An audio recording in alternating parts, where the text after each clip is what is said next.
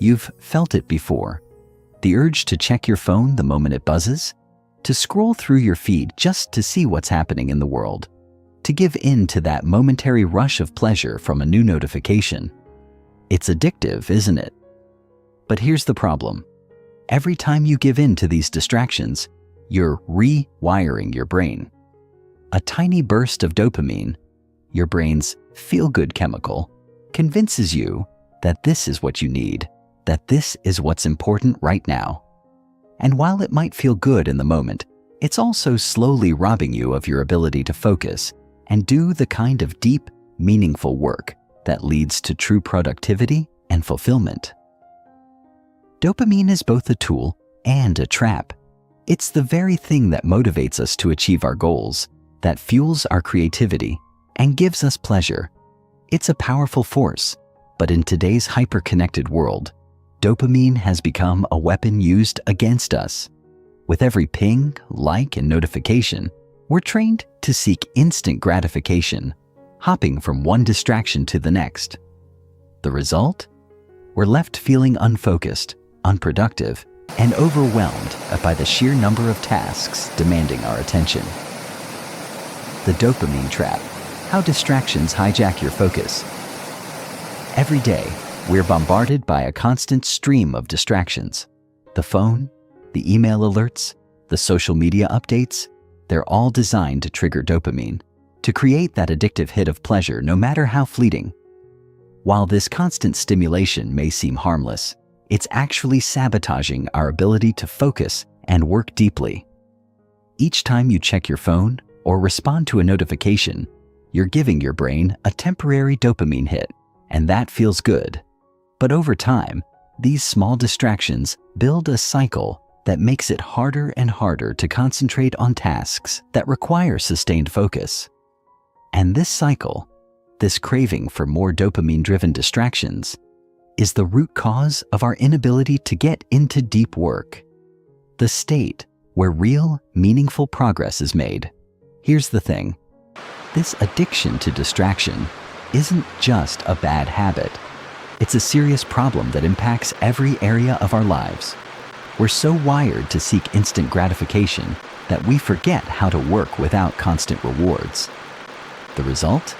We jump from task to task, never fully immersing ourselves in the work that will move us forward in life.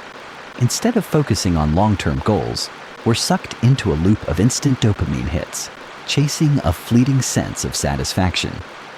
This constant state of distraction doesn't just kill your focus, it kills your potential. Without the ability to focus deeply, you're left spinning your wheels, feeling busy but not truly productive. The power of a dopamine detox, rewiring your brain for focus and productivity. So, what's the solution?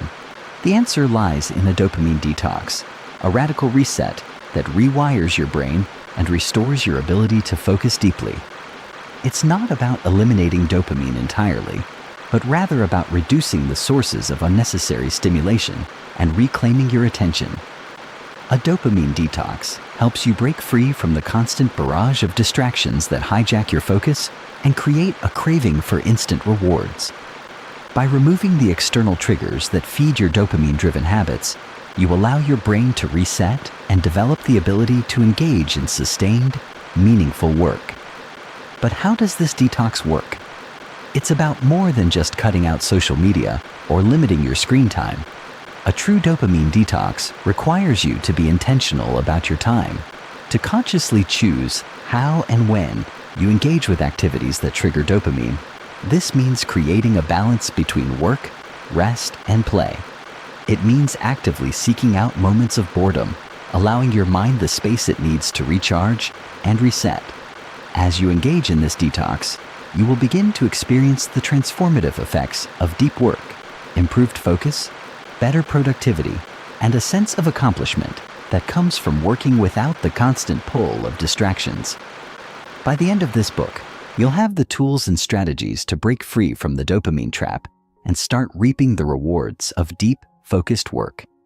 It's not about being perfect. It's about being consistent. It's about taking the time to detox, to reset your brain, and to engage in the kind of focused, meaningful work that leads to real, lasting success. So, if you're ready to take control of your attention, to reclaim your focus, and to finally make progress on what matters most, this is your moment. Let's dive into the dopamine detox and begin the journey of rewiring your brain for productivity, fulfillment, and success. Chapter 1. Understanding dopamine. In the modern world, distractions are everywhere. Our brains are bombarded with constant streams of notifications, alerts, and instant gratification.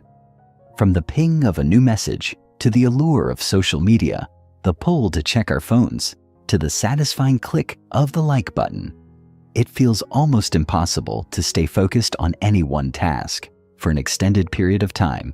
But what if we told you that all of these distractions have something in common? That they are all deeply rooted in a chemical in our brain called dopamine. Understanding dopamine is the first step in taking back control of your focus and productivity.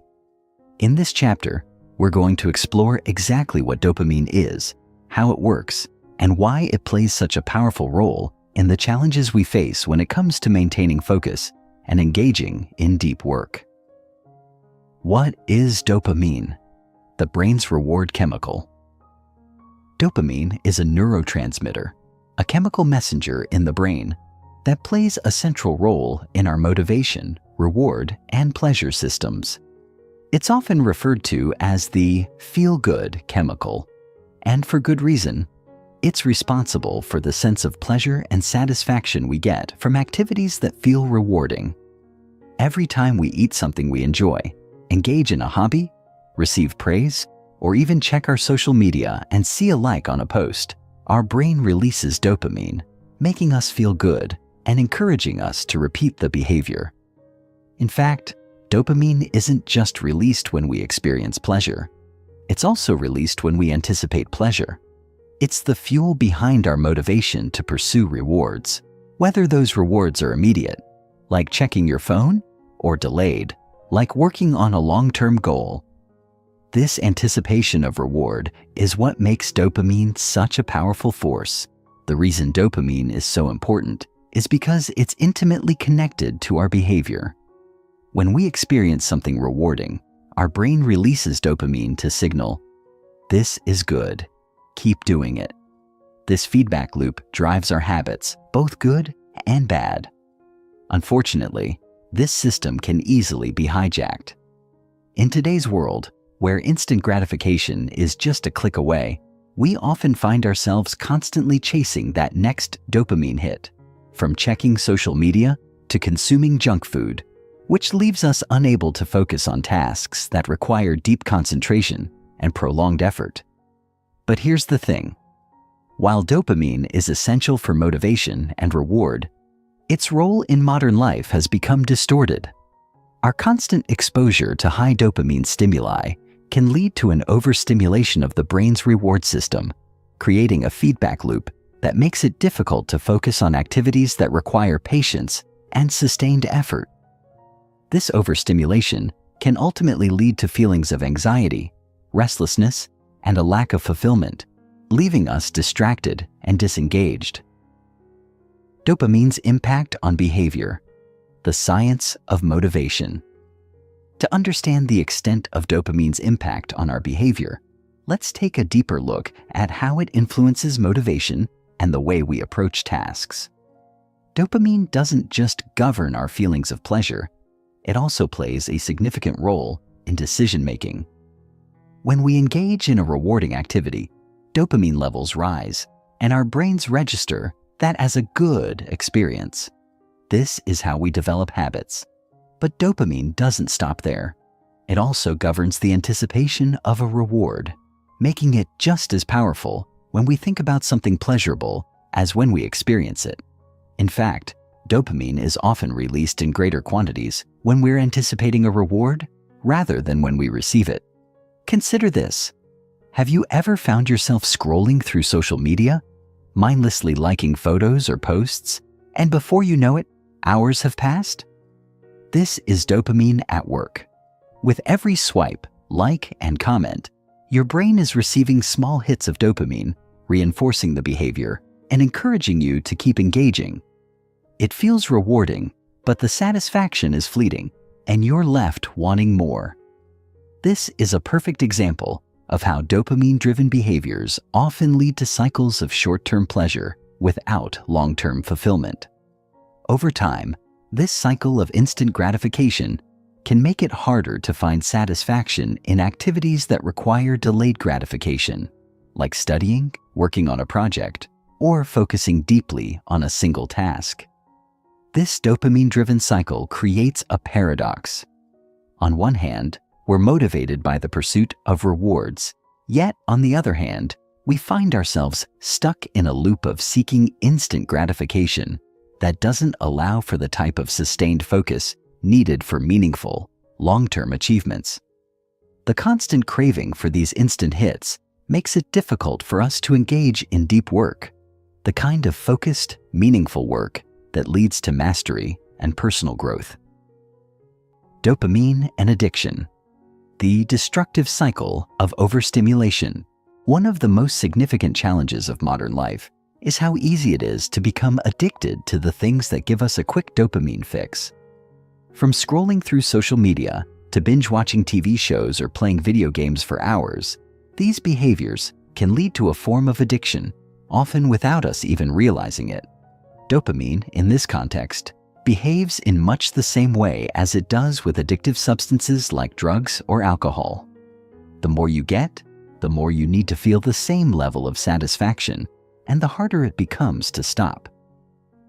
The key to understanding dopamine addiction lies in the way the brain's reward system works. Every time we engage in a behavior that releases dopamine, our brain essentially says, "This is good. Do it again." The more we engage in these behaviors, the more our brain becomes dependent on the dopamine they provide, which leads to a cycle of craving and reward seeking. Over time, the brain can become desensitized to these dopamine hits, meaning that we need increasingly larger doses of stimulation to achieve the same level of satisfaction. This is why what started as a simple habit, checking your phone a few times a day, can escalate into an addiction to social media, or why indulging in junk food can evolve into a compulsion to eat comfort food when stressed or anxious. The effects of dopamine overstimulation aren't limited to addiction. Over time, this cycle can create a type of mental fog, leaving you feeling sluggish, distracted, and disconnected from your goals. You may find it difficult to focus on tasks that require sustained attention, such as working on a project or studying for an exam. The brain's craving for quick, easy rewards often drowns out the desire for deeper, more meaningful activities. As a result, you may struggle with procrastination and find it increasingly difficult to engage in activities that require focus, patience, and effort. But the good news is that just as you can become addicted to distractions and instant rewards, you can also retrain your brain to value deep work and meaningful activities.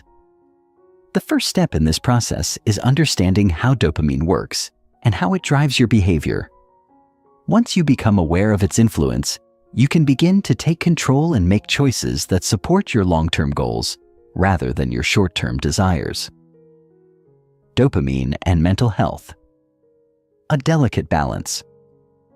The relationship between dopamine and mental health is complex, and understanding it is essential for addressing issues like anxiety, depression, and stress.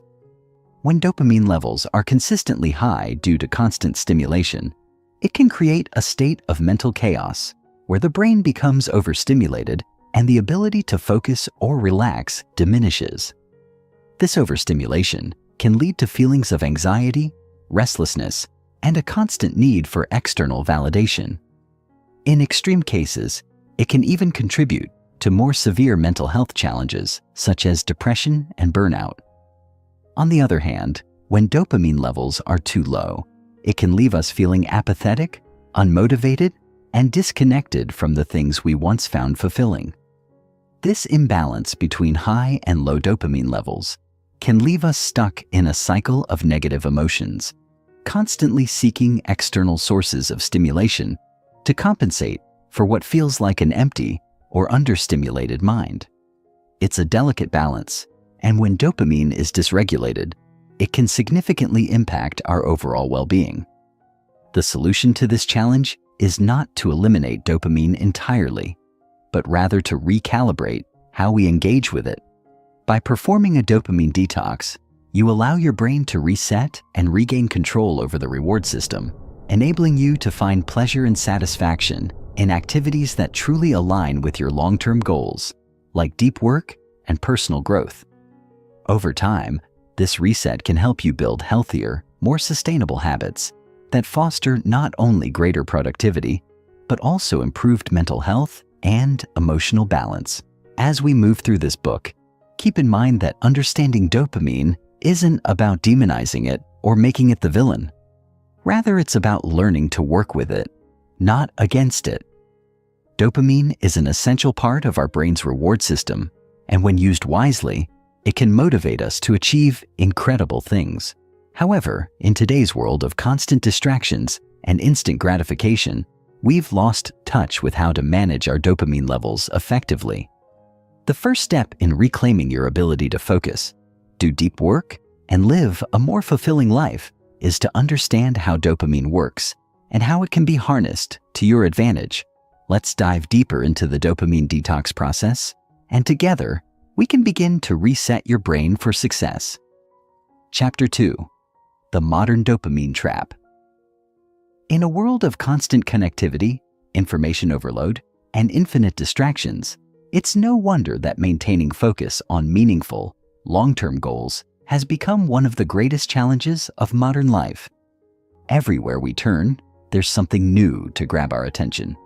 Be it the ping of a message, the lure of a viral video, or the irresistible urge to check social media. These distractions are designed to capture our attention, hijack our dopamine systems, and keep us coming back for more.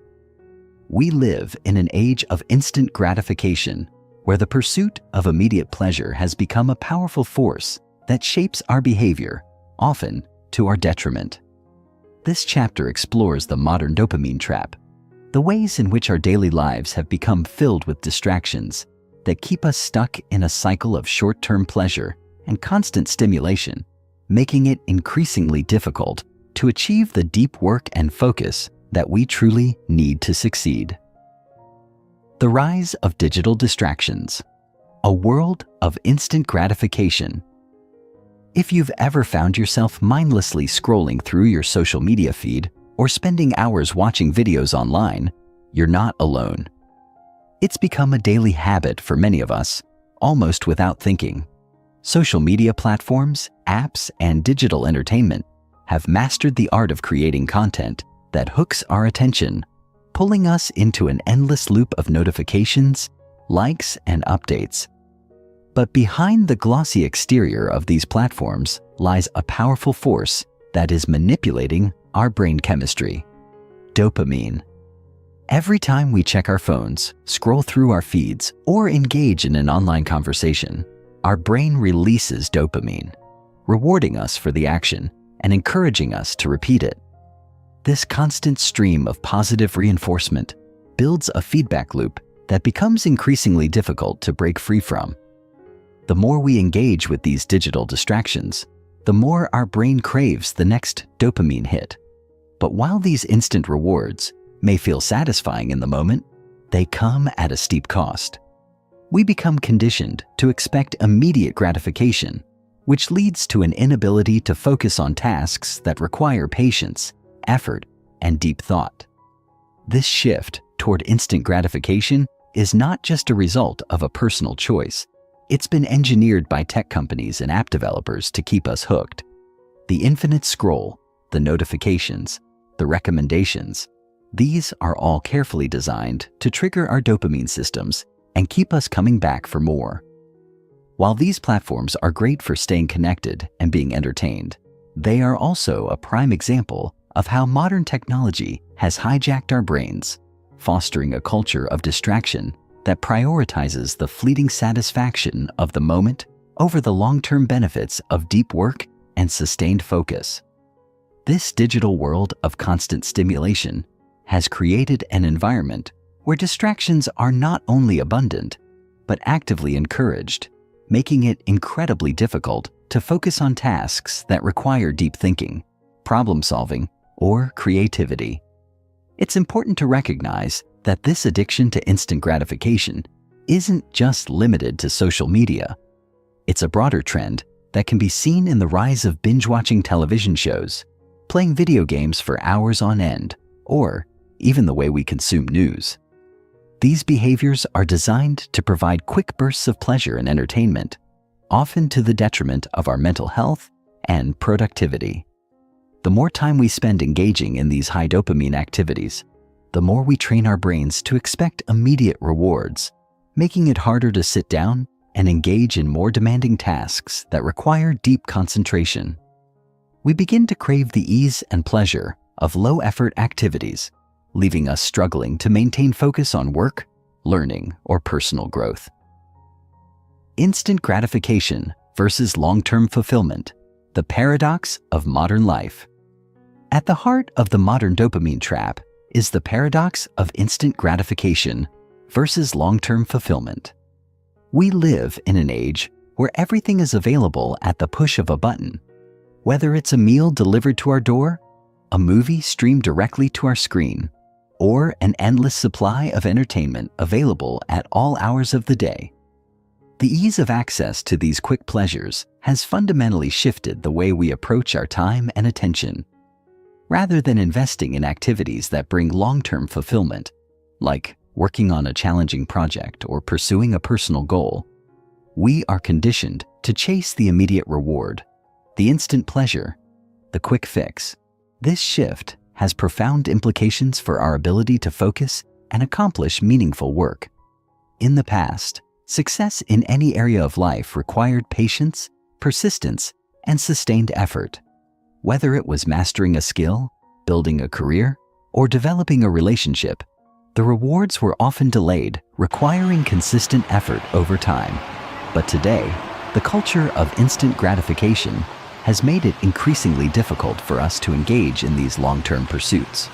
We are trained to expect rewards immediately, and when the payoff isn't instant, it can feel frustrating, overwhelming, and even discouraging. We begin to view work, learning, and personal growth as burdensome tasks, not rewarding journeys.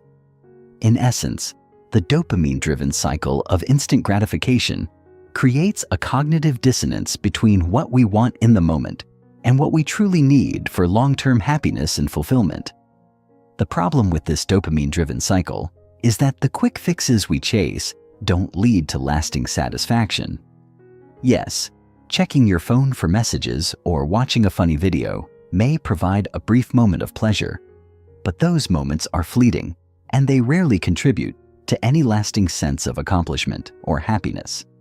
In fact, they often leave us feeling drained, distracted, and dissatisfied. We may have spent hours on our phones or watching TV, but we have little to show for it in terms of personal growth, productivity, or progress toward our goals. Over time, this pattern can erode our sense of fulfillment, leaving us feeling disconnected from our deeper aspirations and ambitions. To break free from this cycle, we need to shift our focus away from the immediate gratification of distractions and instead prioritize activities that require patience, persistence, and deep engagement. This doesn't mean we should eliminate all sources of dopamine from our lives. After all, pleasure and enjoyment are important aspects of life, but it does mean learning to balance the pursuit of short-term rewards with the long-term fulfillment that comes from deep work, personal growth, and meaningful accomplishments. By understanding the paradox of instant gratification versus long-term fulfillment, we can begin to realign our attention and energy toward the things that truly matter. How dopamine drives unproductive habits, the feedback loop of distraction. The modern world is designed to keep us distracted, and nowhere is this more apparent than in the way our brains respond to dopamine. Every time we engage in a behavior that releases dopamine, whether it's checking our phone, eating junk food, or indulging in a short burst of entertainment, our brain is rewarded with a small hit of pleasure. This reward reinforces the behavior, creating a feedback loop that encourages us to repeat it. Over time, this feedback loop becomes ingrained in our daily lives, making it increasingly difficult to break free from these unproductive habits. The reason these habits are so difficult to overcome is due to the way dopamine shapes our brain's wiring. Dopamine doesn't just make us feel good in the moment. It also strengthens the neural pathways associated with the behavior that caused the release. In other words, every time we check our phone or engage in a pleasurable activity, we are effectively reinforcing the habit, making it easier and more automatic to repeat. This is why habits like mindlessly scrolling through social media or watching TV for hours on end can feel so difficult to break. The more we engage in these behaviors, the more our brain craves them, creating a cycle of distraction that can leave us feeling unproductive and overwhelmed. But the problem with these unproductive habits is that they don't lead to any meaningful outcomes. While they may provide short-term pleasure, they rarely contribute to long-term success or personal growth. In fact, they often work against our goals, making it harder to stay focused, productive, and engaged in activities that require sustained effort. The dopamine-driven feedback loop of distraction keeps us stuck in a cycle of immediate gratification, preventing us from achieving the deep work and meaningful progress we truly desire. To break free from this cycle, we need to become more aware of the ways in which dopamine is driving our habits. By recognizing the feedback loop that exists between our behaviors, our brain's reward system, and the release of dopamine, we can begin to make more intentional choices about how we spend our time and attention. This awareness is the first step in reclaiming control over our focus and productivity. Rather than allowing our dopamine-driven impulses to dictate our actions, we can start to prioritize activities that align with our long-term goals, creating new feedback loops that support deep work, personal growth, and lasting fulfillment. As we explore the concept of the dopamine detox, it's important to remember that the modern dopamine trap is not something we have to accept passively. While our environment may be filled with distractions, we have the power to break free from these cycles of instant gratification and rewire our brains for deeper focus, more meaningful work, and long-term fulfillment. By understanding the ways in which dopamine drives our behavior and acknowledging the role it plays in shaping our habits, we can begin to take proactive steps to regain control over our attention and our lives. This is the first step toward creating a life that prioritizes deep work, personal growth, and a sense of fulfillment that comes from within, not from the fleeting pleasures of external distractions. Chapter 3: The Science of Deep Work. In the modern age, it's easy to feel overwhelmed by the constant barrage of information and distractions. We're encouraged, often unconsciously, to seek out instant gratification rather than to embrace the hard work, focus, and patience that are necessary for success. Yet, there is one skill that has been proven to unlock incredible potential and drive long-term success, and that skill is deep work. But what exactly is deep work, and why does it seem so elusive in our highly distracted world? Deep work is the ability to focus without distraction on a cognitively demanding task. It's a state of concentration so intense that it allows you to push the limits of your cognitive abilities, creating an environment where you can produce high-quality work in less time. This kind of focused work is incredibly valuable in a world full of distractions, and it has become one of the most important skills anyone can cultivate. In this chapter, we will dive into the science behind deep work, explore its immense benefits, and begin to understand why it's so difficult to achieve in today's society, and most importantly, how we can train our brains to access this state of profound focus. What is deep work? Defining focused, undistracted effort. Deep work is not just about spending more hours in front of your computer or working harder. It's about working smarter by channeling your energy and focus toward tasks that require significant cognitive effort and creativity. In contrast to shallow work, activities that are easy, repetitive, and often low stakes, deep work requires a mental effort that pushes the boundaries of your intellectual capacity. Deep work can take many forms: writing an in-depth report, solving a complex problem, creating art, developing software, or studying for a crucial exam. What all of these activities have in common is that they demand undivided attention and long periods of focus without distraction. The key difference between deep work and shallow work is the level of cognitive engagement. Shallow work, like checking emails, scrolling through social media, or attending meetings, doesn't require significant mental effort. These are tasks that can be done passively, almost mindlessly, and often serve as distractions from the things that truly matter. On the other hand, deep work requires that you immerse yourself fully in the task at hand. It demands concentration, mental energy, and the ability to block out distractions. Engaging in deep work allows you to enter what is known as a flow state, where you become so absorbed in the task that time seems to disappear. It's in this state that you are most productive, most creative, and most capable of performing at your highest level. Deep work is a skill that can be cultivated. It's not something that comes naturally to everyone, especially in an environment that is designed to keep us distracted and constantly connected. However, the benefits of deep work are profound and far-reaching.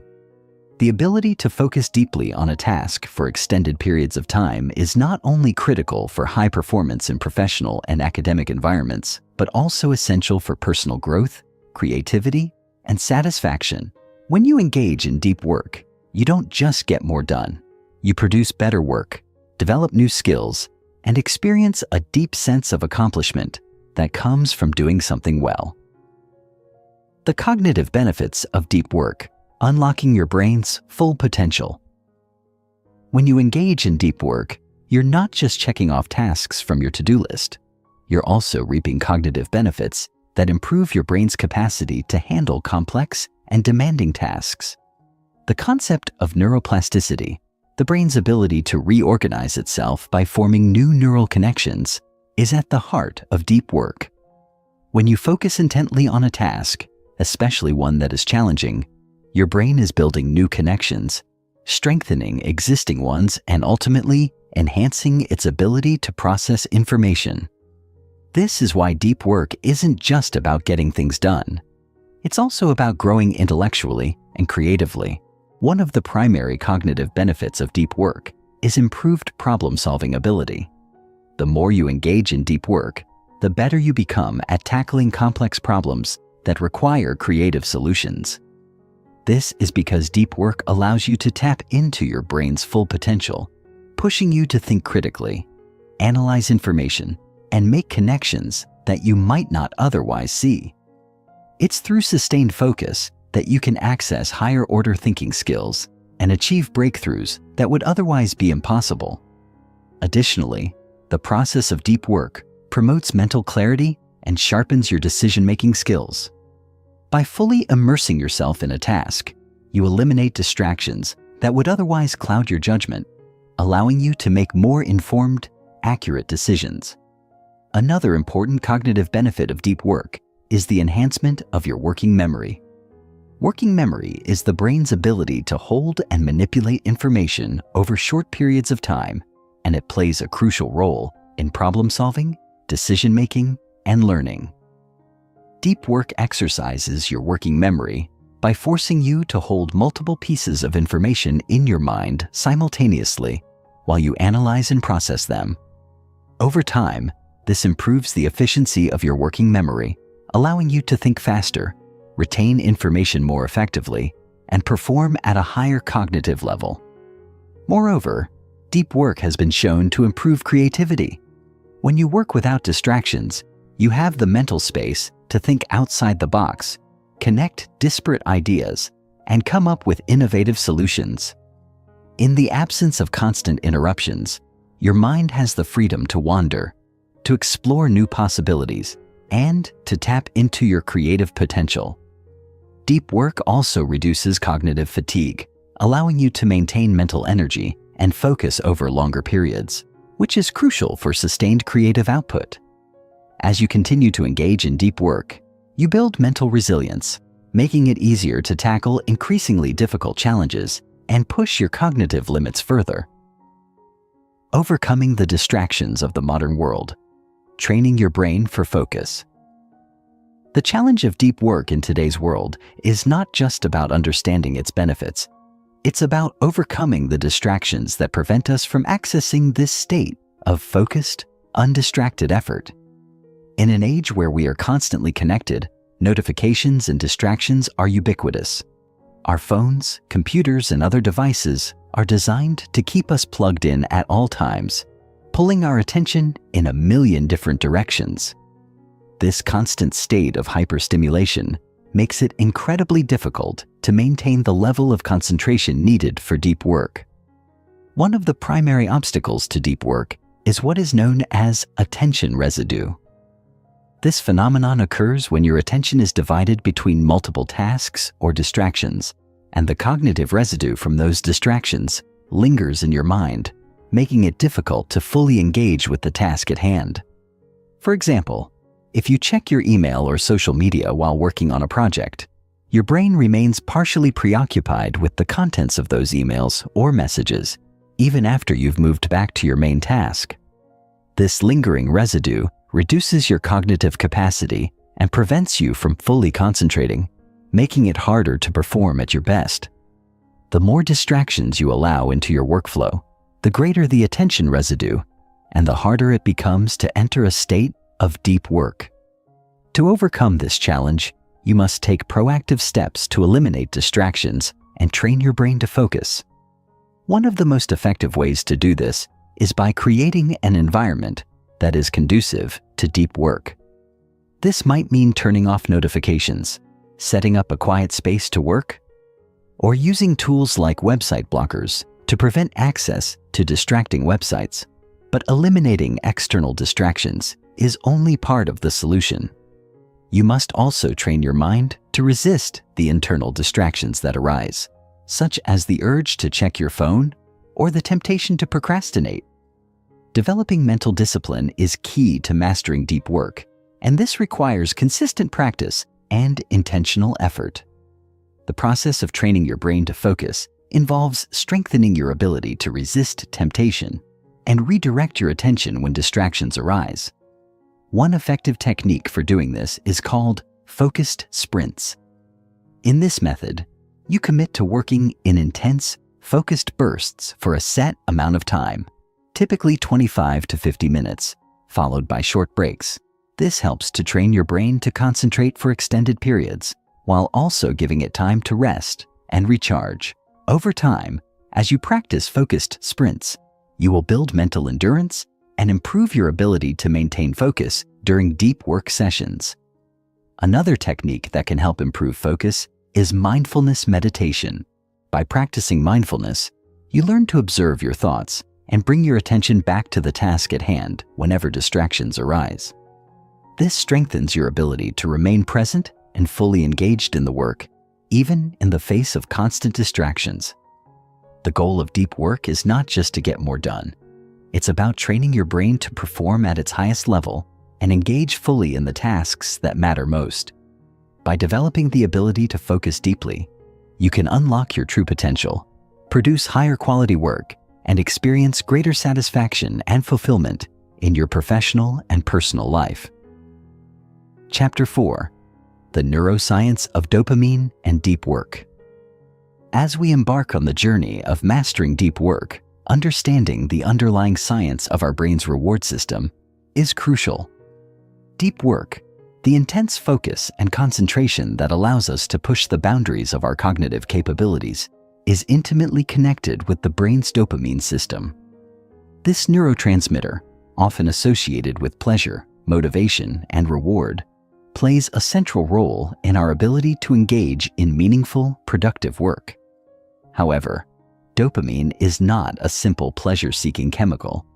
It is deeply involved in our brain's learning processes, memory, and even our capacity to experience satisfaction in accomplishing long-term goals.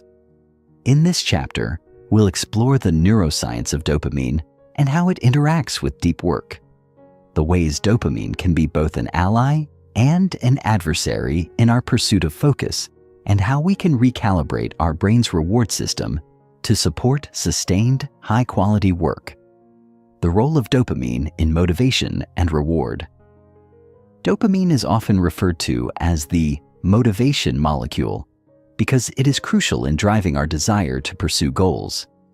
This neurotransmitter is released when we encounter something rewarding, whether it's a piece of chocolate, a notification on our phone, or a goal that's within reach. But dopamine's role goes beyond simple pleasure. It's involved in the brain's reward circuitry, constantly updating our sense of progress and reinforcing behaviors that lead to desired outcomes. The release of dopamine signals to our brain that we've done something worthwhile and motivates us to repeat the behavior. This is why dopamine is so strongly connected to learning and habit formation. It helps us recognize patterns of behavior that lead to rewards and drives us to repeat them, creating a feedback loop that reinforces those behaviors. However, dopamine is not only released when we experience immediate rewards, it's also released when we anticipate rewards. This is why the act of pursuing a goal or striving for an outcome can be so motivating, even if the reward itself is far in the future. Our brains are wired to feel good, not just when we achieve something, but when we're on the path toward achieving it. This anticipation keeps us moving forward, guiding our efforts and spurring us to take action. In the context of deep work, dopamine's role is crucial. When we engage in tasks that require sustained focus and effort, our brain releases dopamine as we make progress, keeping us motivated to continue pushing through the challenges. This release of dopamine reinforces the deep work habit and helps us to stay engaged in cognitively demanding tasks for longer periods of time. However, this same reward system can also be hijacked by the lure of immediate gratification. This is where the battle between dopamine-driven distractions and deep work comes into play. In today's world, where notifications, social media, and other instant rewards are constantly vying for our attention, the dopamine system becomes a double-edged sword. On one hand, dopamine drives us to achieve long-term goals by rewarding us for progress. On the other hand, the constant availability of instant gratification, whether in the form of checking our phones or engaging in online entertainment, floods our brain with dopamine, reinforcing short-term, shallow rewards that undermine our ability to engage in the kind of focused, long-term work required for deep success. Understanding how dopamine works and how it impacts our motivation is key to harnessing its power in a productive way, rather than letting it derail our ability to focus on the tasks that truly matter. Dopamine, distraction, and the attention economy. The modern world, with its relentless connectivity and constant stimulation, is designed to keep us distracted. From the moment we wake up, we're bombarded with notifications, emails, and messages that demand our attention. These distractions are not just harmless interruptions. They are carefully crafted to take advantage of our brain's dopamine system. Every time we check our phone, respond to a text, or scroll through social media, we are triggering a release of dopamine. This creates a feedback loop in which our brains become conditioned to expect these frequent bursts of stimulation, making it increasingly difficult to focus on tasks that don't provide the same immediate rewards. In this way, the dopamine system becomes a tool that companies and platforms use to keep us engaged with their content. The more time we spend on these platforms, the more dopamine is released, reinforcing the behavior and creating a cycle of habitual checking and scrolling. This phenomenon is known as the attention economy, and it is one of the key reasons why deep work has become so difficult in today's world. The attention economy thrives on the premise that human attention is a scarce and valuable resource. Platforms like Facebook, Instagram, Twitter, and YouTube are designed to capture and hold our attention for as long as possible, using algorithms and notifications that keep us coming back for more.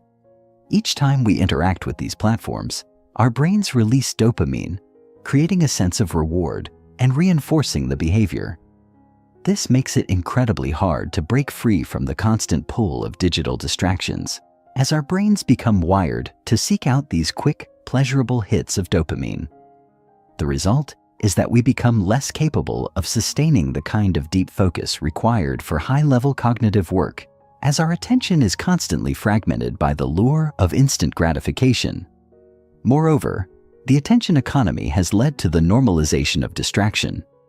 We are increasingly conditioned to expect that our attention will be divided between multiple tasks and stimuli at once.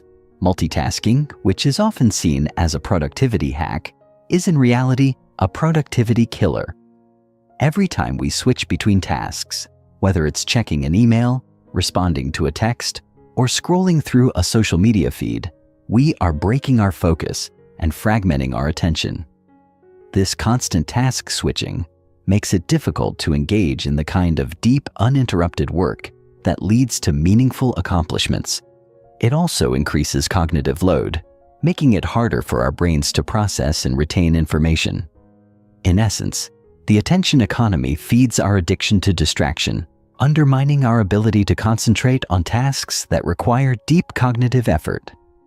By understanding how dopamine drives this cycle of distraction, we can take active steps to regain control over our attention and refocus on the tasks that matter most. Wiring your brain. Harnessing dopamine for deep work. The good news is that our brains are not hardwired to remain stuck in patterns of distraction. Neuroplasticity, the brain's ability to reorganize itself by forming new neural connections, means that we can actively rewire our brains to break free from the addiction to instant gratification and cultivate the ability to engage in deep work. The first step in this process is to become aware of how dopamine influences our behavior. By recognizing that dopamine is a key driver of our habits, both good and bad, we can begin to understand how it shapes our actions and reactions. With this awareness, we can take intentional steps to shift our focus away from distractions and toward tasks that require sustained effort and concentration.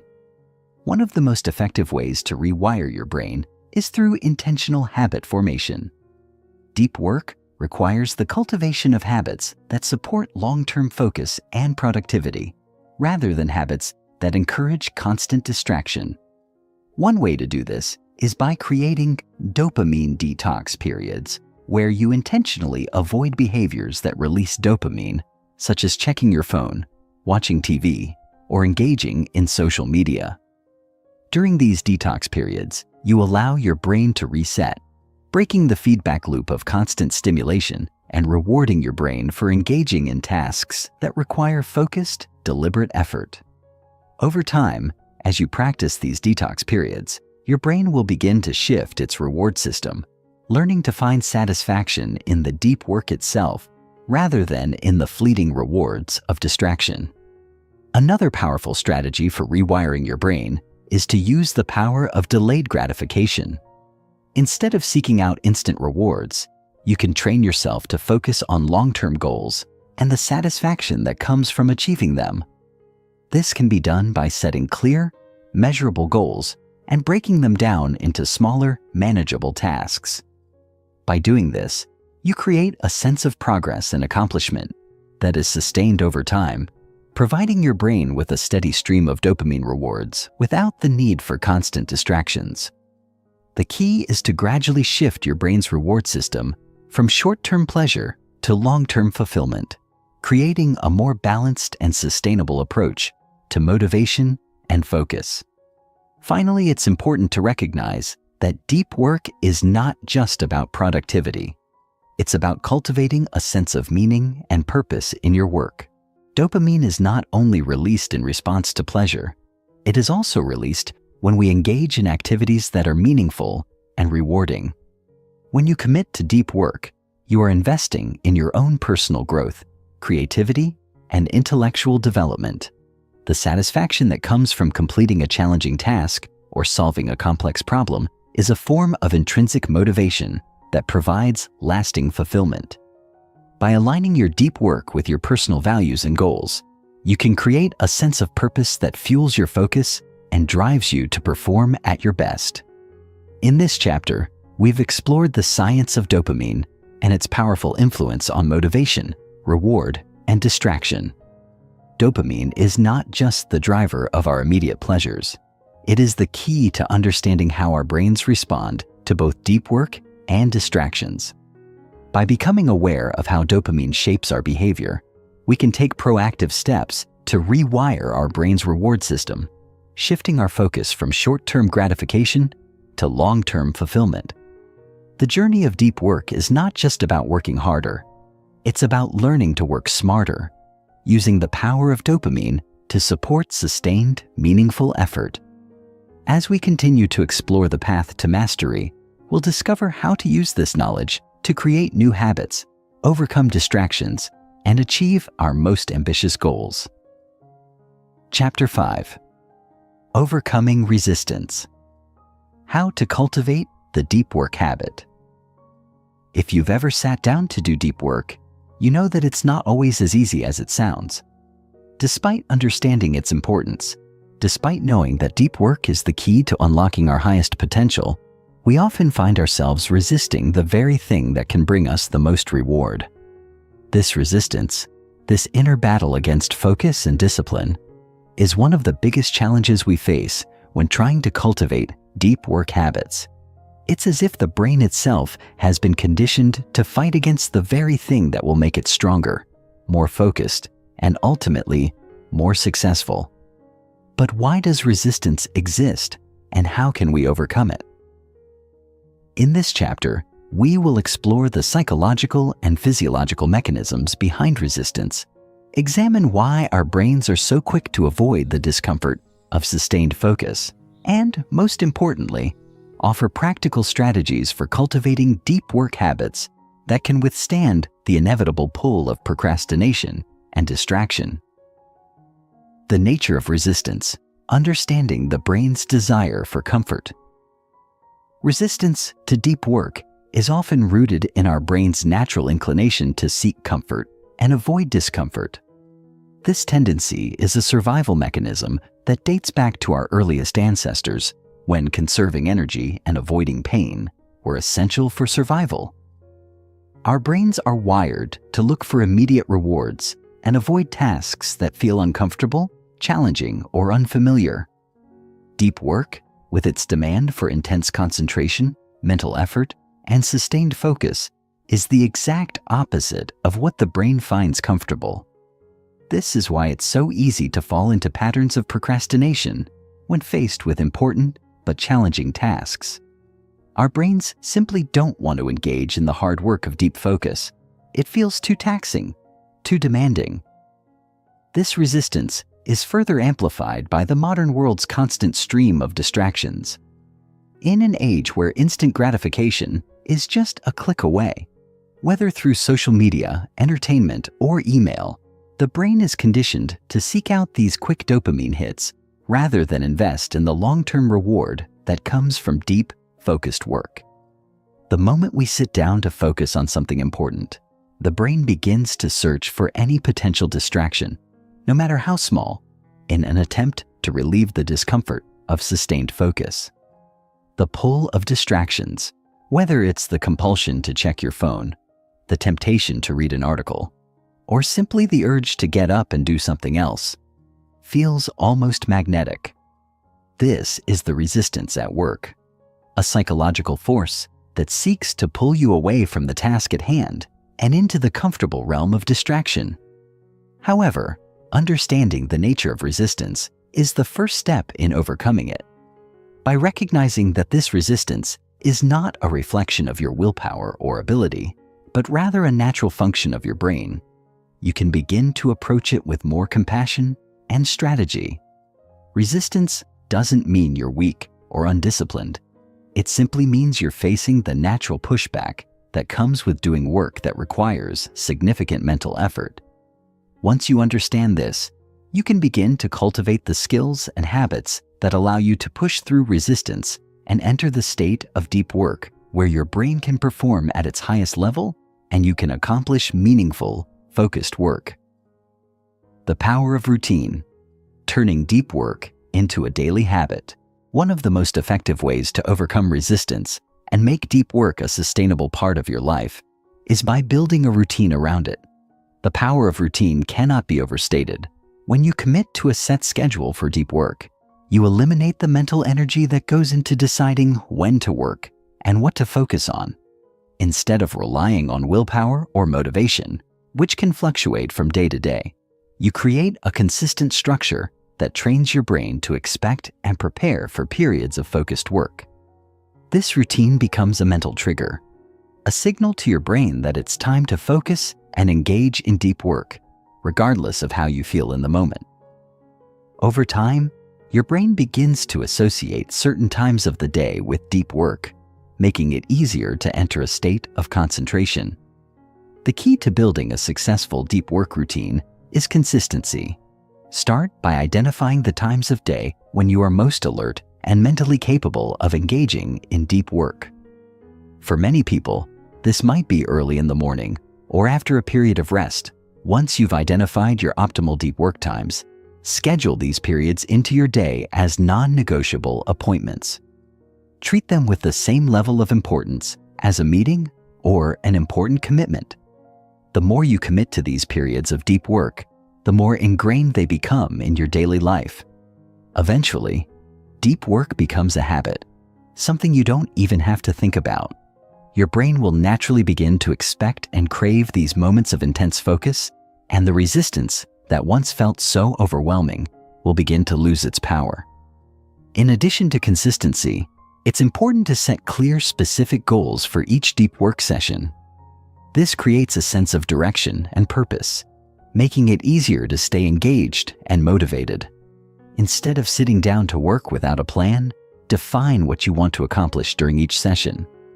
Whether it's writing a certain number of words, solving a particular problem, or completing a task, having a concrete goal gives you something to strive for, and the process of achieving that goal provides its own sense of reward.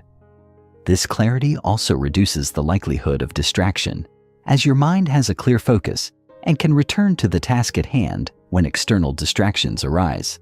Routine and clarity create a powerful feedback loop. The more you engage in deep work, the easier it becomes, and the more you build the habit of sustained focus and productivity. Mindset shifts. Embracing the discomfort of deep work. While routine and structure are essential for overcoming resistance, one of the most important factors in cultivating deep work is a shift in mindset.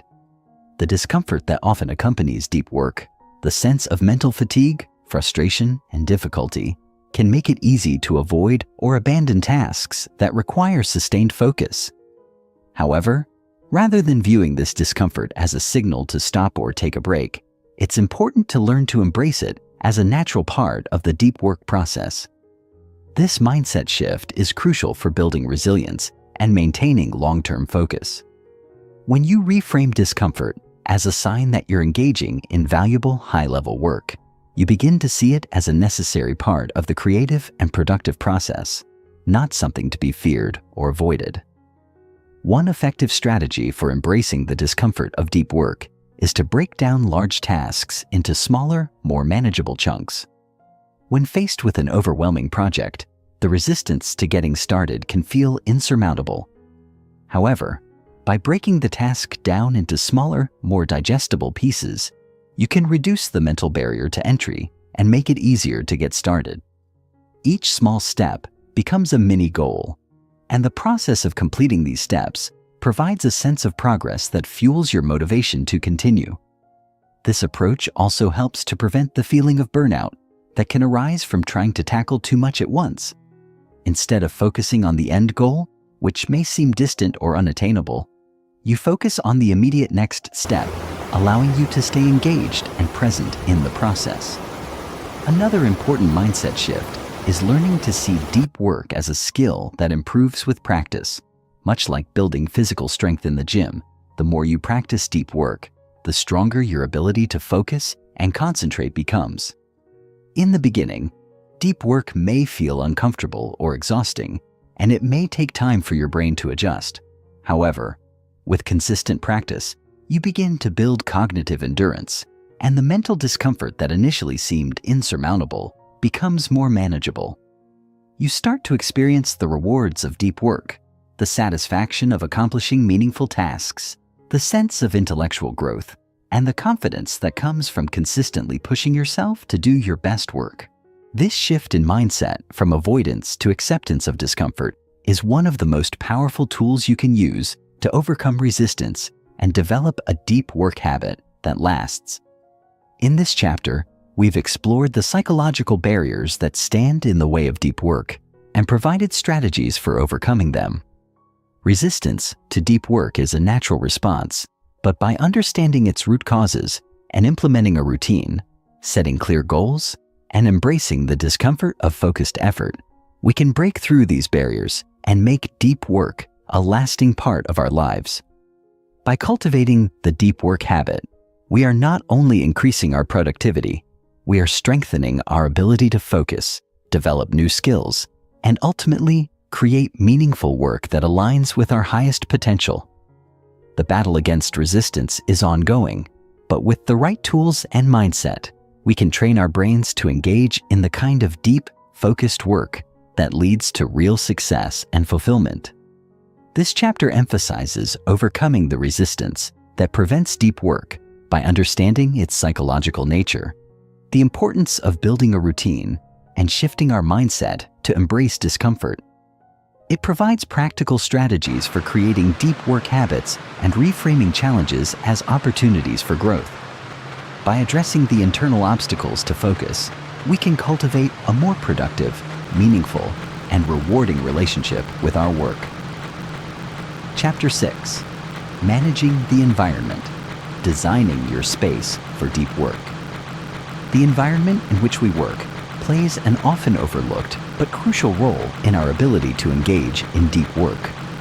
Whether it's the noise in your office, the distractions at home, or the constant pull of digital devices, your surroundings can either support or hinder your ability to concentrate and perform at your highest level. The deeper we delve into the process of mastering deep work, the more we begin to realize that success is not just about the right mindset or the right routine. It's also about crafting an environment that encourages focus, minimizes distractions, and fosters productivity. In this chapter, we'll explore the importance of designing your physical and digital workspace to optimize for deep work, how to reduce distractions and create a space that maximizes your cognitive capacity, and how to build the mental and environmental structures that support sustained, meaningful work. By the end of this chapter, you will understand how to intentionally design your surroundings in a way that removes obstacles to deep work and cultivates the conditions for success. The power of a distraction-free zone. When it comes to deep work, one of the most important factors in creating an environment that supports your efforts is minimizing distractions. Distractions, whether internal or external, are the enemy of focus. They fragment our attention and pull us away from the task at hand, making it incredibly difficult to maintain sustained mental effort. The modern world is filled with distractions, from the ping of notifications on our phones to the hum of office chatter or the lure of digital entertainment. These distractions not only break our focus, but also lower the quality of our work. Every time we're interrupted, we have to recharge our focus, a process that takes time and mental energy. This constant switching between tasks can cause cognitive fatigue, reducing our ability to engage in deep, meaningful work. To combat this, it's essential to create a physical space that minimizes distractions. This starts with controlling your environment. In an office or home setting, designate a specific area for deep work that is free from interruptions. If possible, find a quiet room or a corner that is away from common traffic areas. This space should be free from the typical distractions of the digital age. No television, no social media, and no access to personal devices that might tempt you to check messages or notifications. You want this space to be reserved solely for the kind of high concentration work that deep work requires. A distraction-free zone allows you to immerse yourself fully in your tasks without constantly needing to refocus after every external interruption. Creating such a space doesn't just mean removing physical distractions. It also involves eliminating internal distractions. Our minds are constantly churning with thoughts, worries, and to-do lists. To manage these internal distractions, it can be helpful to set clear intentions before you begin each deep work session. Take a moment to write down what you want to achieve and set specific, measurable goals. This not only clarifies your focus, but also helps to quiet the mental noise that can distract you from the task at hand. By designating a physical space for deep work and preparing your mind for focus, you increase your ability to engage in high-level work and reduce the likelihood of your attention drifting to other concerns. The role of technology: managing digital distractions. In today's world, technology is one of the most significant sources of distraction. From the moment we wake up, we are inundated with digital stimuli: emails, text messages, social media alerts, and a constant stream of notifications. While technology has made our lives more efficient in many ways, it has also created a constant demand for our attention. Every ping, beep, or buzz pulls us away from the task at hand, breaking our focus and scattering our attention. In the context of deep work, digital distractions are particularly problematic, as they prevent us from fully immersing ourselves in cognitively demanding tasks. To combat this, it's crucial to establish boundaries with technology and use it as a tool for deep work rather than a source of distraction. Start by turning off non-essential notifications. This simple step can have a profound impact on your ability to focus, as you're no longer bombarded with constant updates and alerts. If you're working on a task that requires deep concentration, consider putting your phone in another room, using website blockers to prevent access to distracting sites, or setting specific time limits for checking emails or social media. These actions are not just about limiting distractions. They are about creating an environment that supports your focus and enhances your productivity. By setting clear boundaries with technology, you create the mental space needed to engage in deep work. It's also helpful to establish specific times during the day when you allow yourself to check emails, social media, or other digital communications. These times should be scheduled in advance and treated as non-negotiable. By limiting your interactions with technology to these designated periods, you prevent it from hijacking your attention throughout the day. This structure allows you to maintain control over your digital environment, rather than allowing your devices to control you. With less digital noise, your brain is able to focus on the task at hand, leading to deeper, more meaningful work. Technology can be an incredible asset to our work, but it must be managed intentionally to avoid becoming a constant source of distraction. The importance of mental and physical preparation for deep work. While creating a distraction-free environment is essential for cultivating deep work, it's equally important to prepare both your mind and body for the cognitive demands of focused, sustained effort. Deep work is mentally taxing. It requires high levels of concentration, problem-solving, and creative thinking. To perform at your best, it's essential to ensure that both your mind and body are in an optimal state for focus. This begins with physical preparation. A well-rested body is more capable of sustaining focus for longer periods, while physical discomfort or fatigue can make it much harder to stay engaged in deep work. To ensure you're physically prepared for deep work, make sleep a priority, maintain a healthy diet, and engage in regular exercise to keep your body energized and alert. Physical wellness is the foundation for mental clarity, and it can have a significant impact on your ability to concentrate and engage in high-level work. Equally important is mental preparation. Before sitting down to engage in deep work, it's helpful to engage in a brief ritual that signals to your brain that it's time to focus. This could be as simple as taking a few deep breaths, meditating for a few minutes, or writing down your goals for the session. Such rituals help to clear your mind of distractions and set a clear intention for the work ahead. It also helps to begin each deep work session with a sense of purpose and direction. Instead of diving straight into the task without preparation, take a moment to remind yourself why this work is important and how it aligns with your larger goals. This sense of purpose can help you overcome resistance and stay focused when challenges arise. Finally, don't underestimate the power of breaks. Deep work, though rewarding, is mentally exhausting, and taking regular breaks is crucial to maintaining high levels of focus.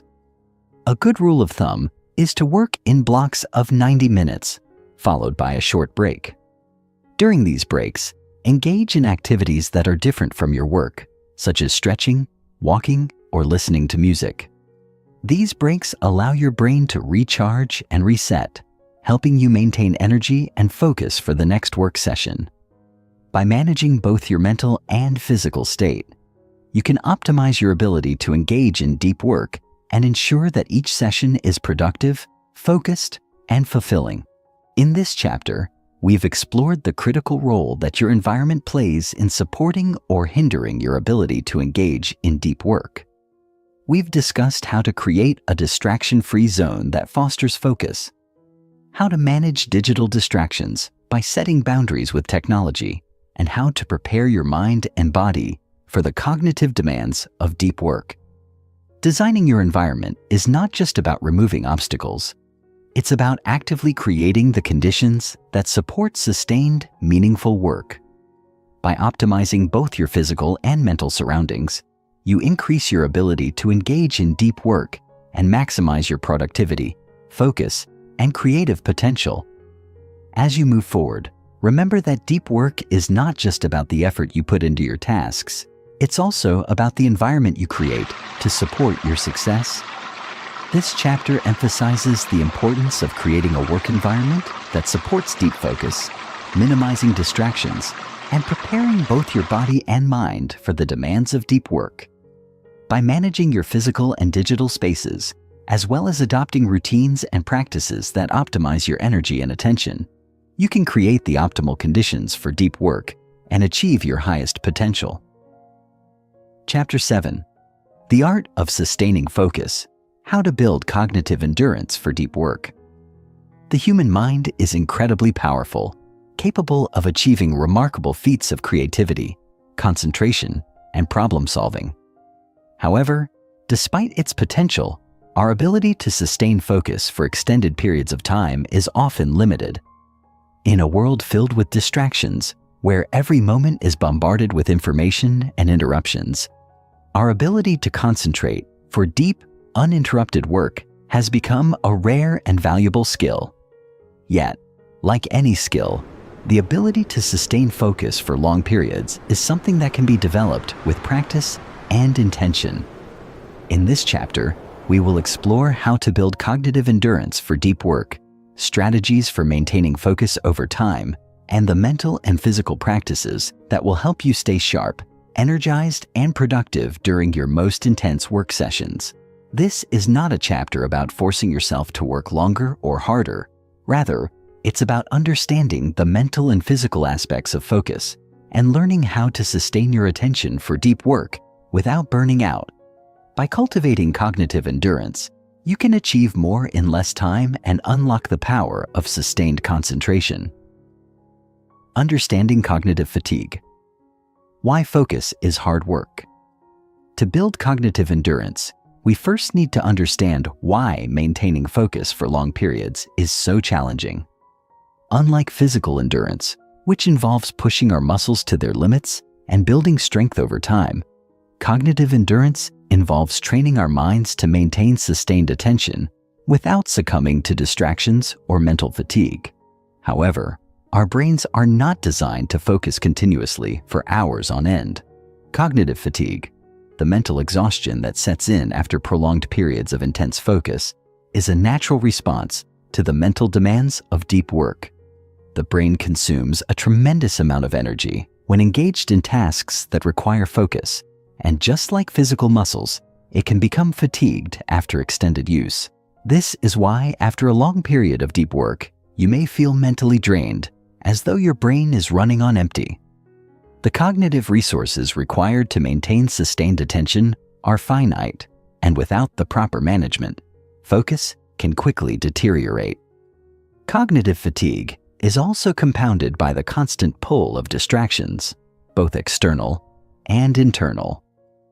External distractions, such as noise, interruptions, or the temptation of social media, can break your concentration, forcing your brain to switch tasks and use valuable mental energy to reorient itself. Internal distractions, such as wandering thoughts, anxieties, or self-doubt, add another layer of complexity to the challenge of sustained focus. Every time your attention shifts away from your task, whether it's because of a distraction or a mental lapse, it takes time and energy to refocus. The more frequent these interruptions, the more your cognitive energy is depleted, and the more difficult it becomes to maintain focus. This cycle of starting and stopping not only hinders productivity, but also creates a sense of mental exhaustion that makes it harder to engage in deep work over time. Understanding cognitive fatigue is the first step in learning how to build cognitive endurance. The key to sustaining focus is not simply pushing through fatigue, but rather learning how to manage and recover from it. By incorporating practices that reduce mental strain, allow for recovery, and optimize cognitive performance, you can build the endurance needed to sustain deep work for longer periods without experiencing burnout or diminishing returns. Building cognitive endurance is a gradual process, one that requires consistency, intention, and a recognition of the limits of your brain's capacity. It's not about pushing yourself to the brink of exhaustion, but rather about training your mind to focus for longer and longer periods while maintaining clarity and energy. The power of regular breaks, preventing mental burnout. One of the most effective strategies for building cognitive endurance is taking regular breaks during your deep work sessions. It may seem counterintuitive. Why would taking a break make it easier to focus for longer periods? The truth is, breaks are not a sign of weakness or lack of discipline. In fact, they are essential for maintaining mental clarity and preventing cognitive burnout. Research shows that the brain operates best when it alternates between periods of intense focus and recovery. Just as a marathon runner needs to pace themselves to avoid exhaustion, your brain requires regular breaks to maintain its performance over time. Without breaks, cognitive fatigue sets in, and your ability to concentrate deteriorates. A break, however short, allows your brain to recharge, refresh, and return to the task at hand with renewed energy. There are several strategies for incorporating breaks into your deep work routine. One of the most popular methods is the Pomodoro technique, which involves working in focused bursts of 25 minutes, followed by a 5-minute break. After 4 cycles, you take a longer break of 15 to 30 minutes. This technique works by giving your brain a chance to recover between focused work periods, ensuring that your cognitive energy doesn't deplete too quickly. The Pomodoro technique also helps to maintain a sense of urgency and focus, as you know that a break is coming soon, making it easier to resist distractions and stay on task. However, the Pomodoro technique is just one example of how to structure your work and rest periods. The key is to find a rhythm that works for you, whether that's working for longer periods and taking fewer breaks, or breaking your work into shorter intervals. The goal is to balance focus with recovery, ensuring that your brain remains sharp, alert, and ready for sustained deep work. It's also important to make your breaks restorative. Simply stepping away from your work for a few minutes isn't enough. Your breaks should be designed to give your brain a real rest.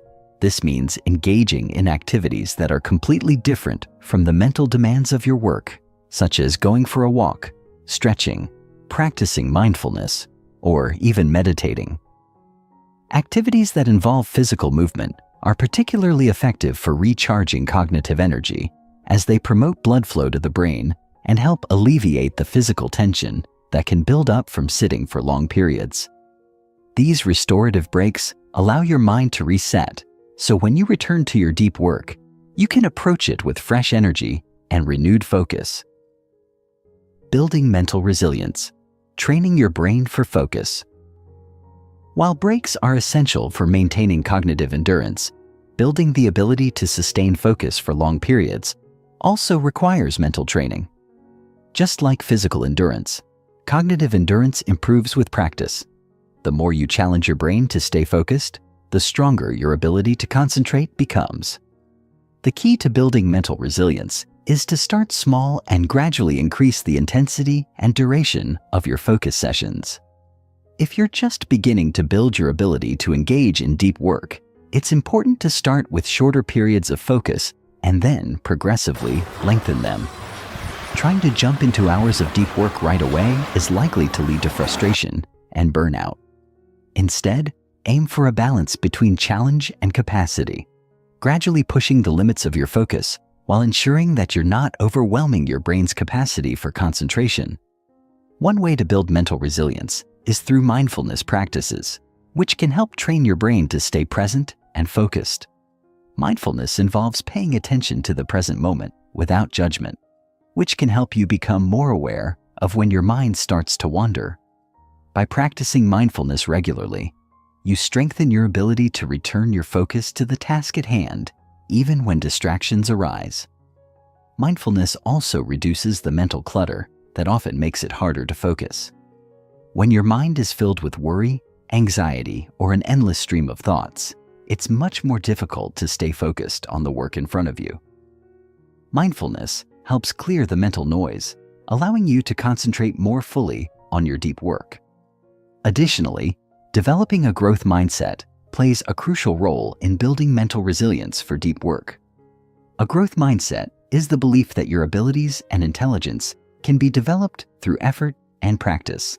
When you adopt a growth mindset, you view challenges as opportunities for growth rather than as obstacles to avoid.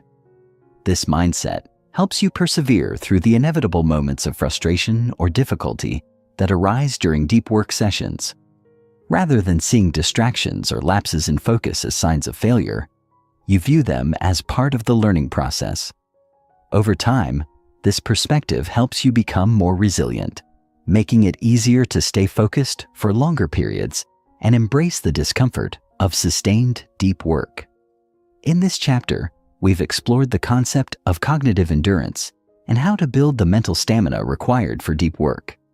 We've discussed how cognitive fatigue impacts our ability to focus, the importance of regular breaks for maintaining focus, and the practices that can help strengthen your mental resilience.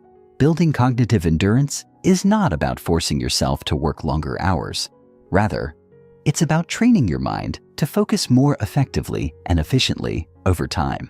By incorporating strategies for managing mental energy, taking restorative breaks, and developing a growth mindset, you can build the endurance needed to engage in deep work for extended periods. This will not only increase your productivity, but also allow you to tap into your full potential and produce your best work. Chapter 8: Rewiring the Brain, the Long-Term Effects of Dopamine.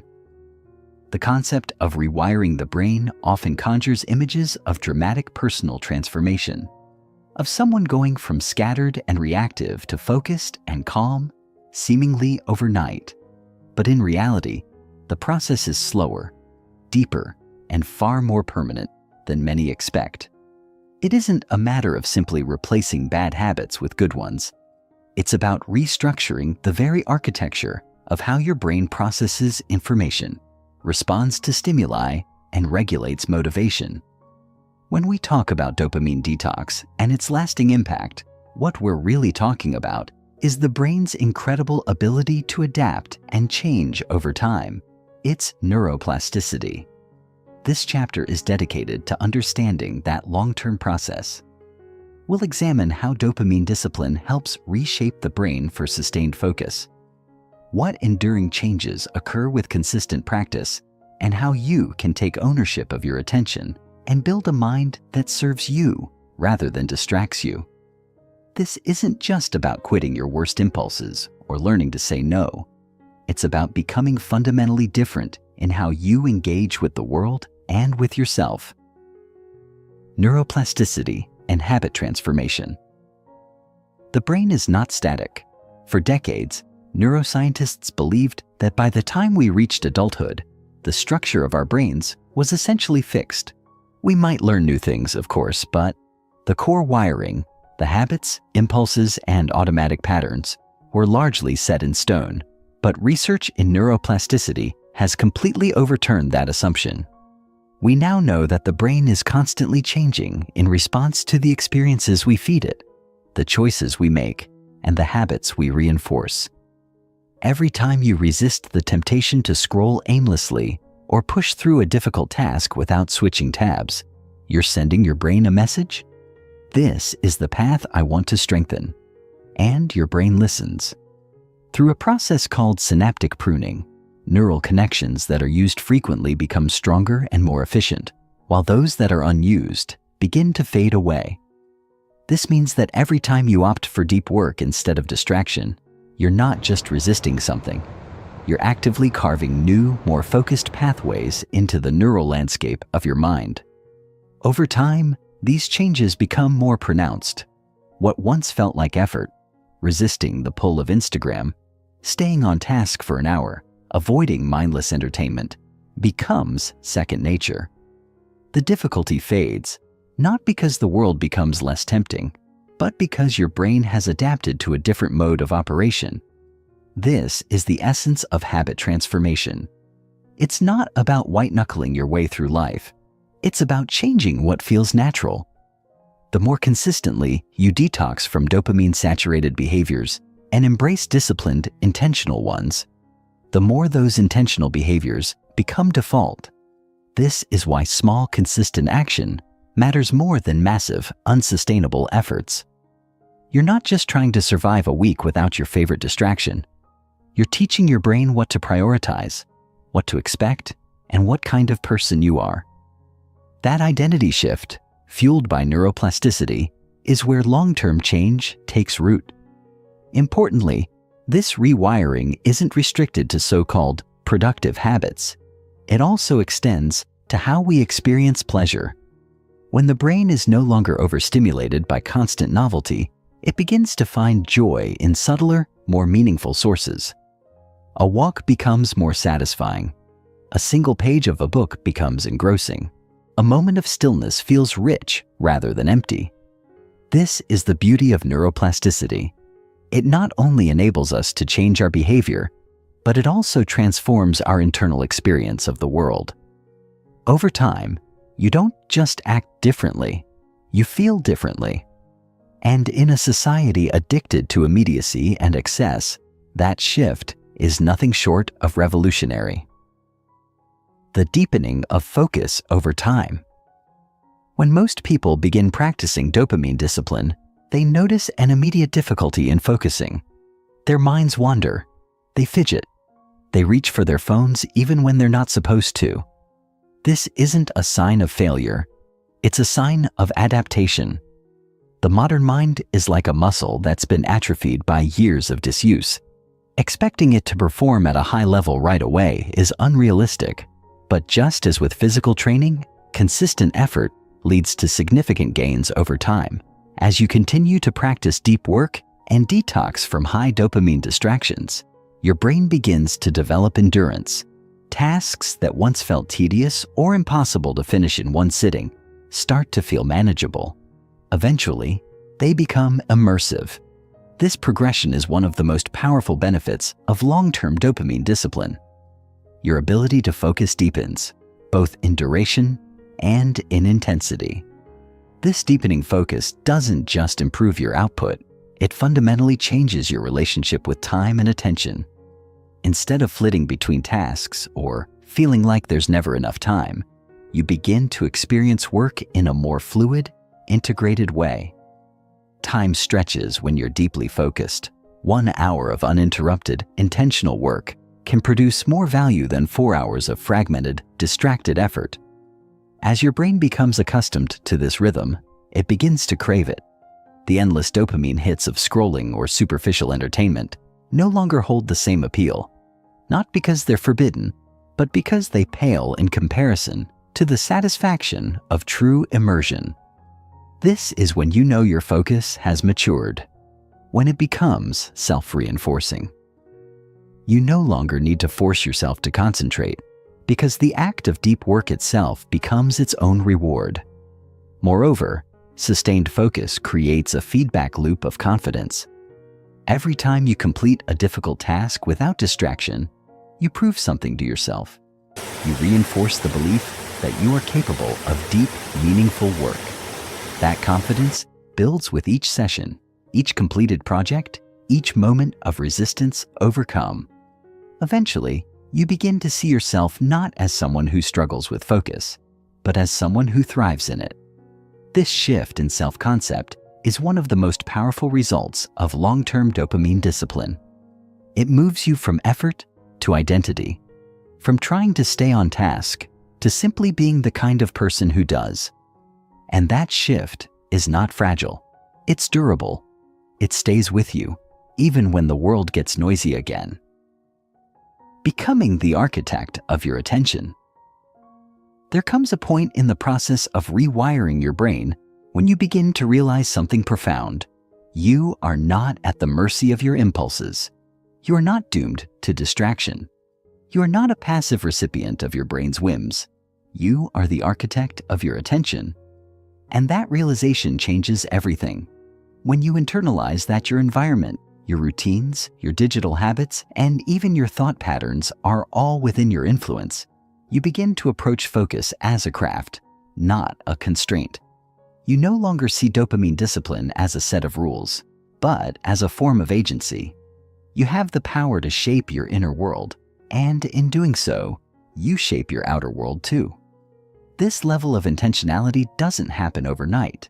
It emerges slowly, as the result of repeated practice and reflection. You start to notice which environments help you concentrate and which ones sabotage your efforts. You become attuned to the times of day when your energy peaks, and you design your schedule around them. You curate your digital space so that it supports your goals rather than undermines them. You don't just remove distractions. You replace them with rituals of focus, signals that tell your brain, it's time to go deep. This could be something as simple as a particular playlist, a cup of coffee in a certain mug, or a quiet moment of breathing before you begin. Over time, these small acts become anchors, reminders that you are in control, that this space is sacred, and that your attention is not for sale. Eventually, your external world starts to mirror your internal clarity. You begin to say no more often, not out of avoidance, but out of alignment. You prioritize depth over breadth, substance over speed, and most importantly, you begin to protect your focus not just as a tool for productivity, but as a reflection of who you are becoming. You no longer chase stimulation to escape boredom. You no longer fear stillness. You embrace it, because you know that stillness is where insight lives, where creativity flourishes, and where true growth begins.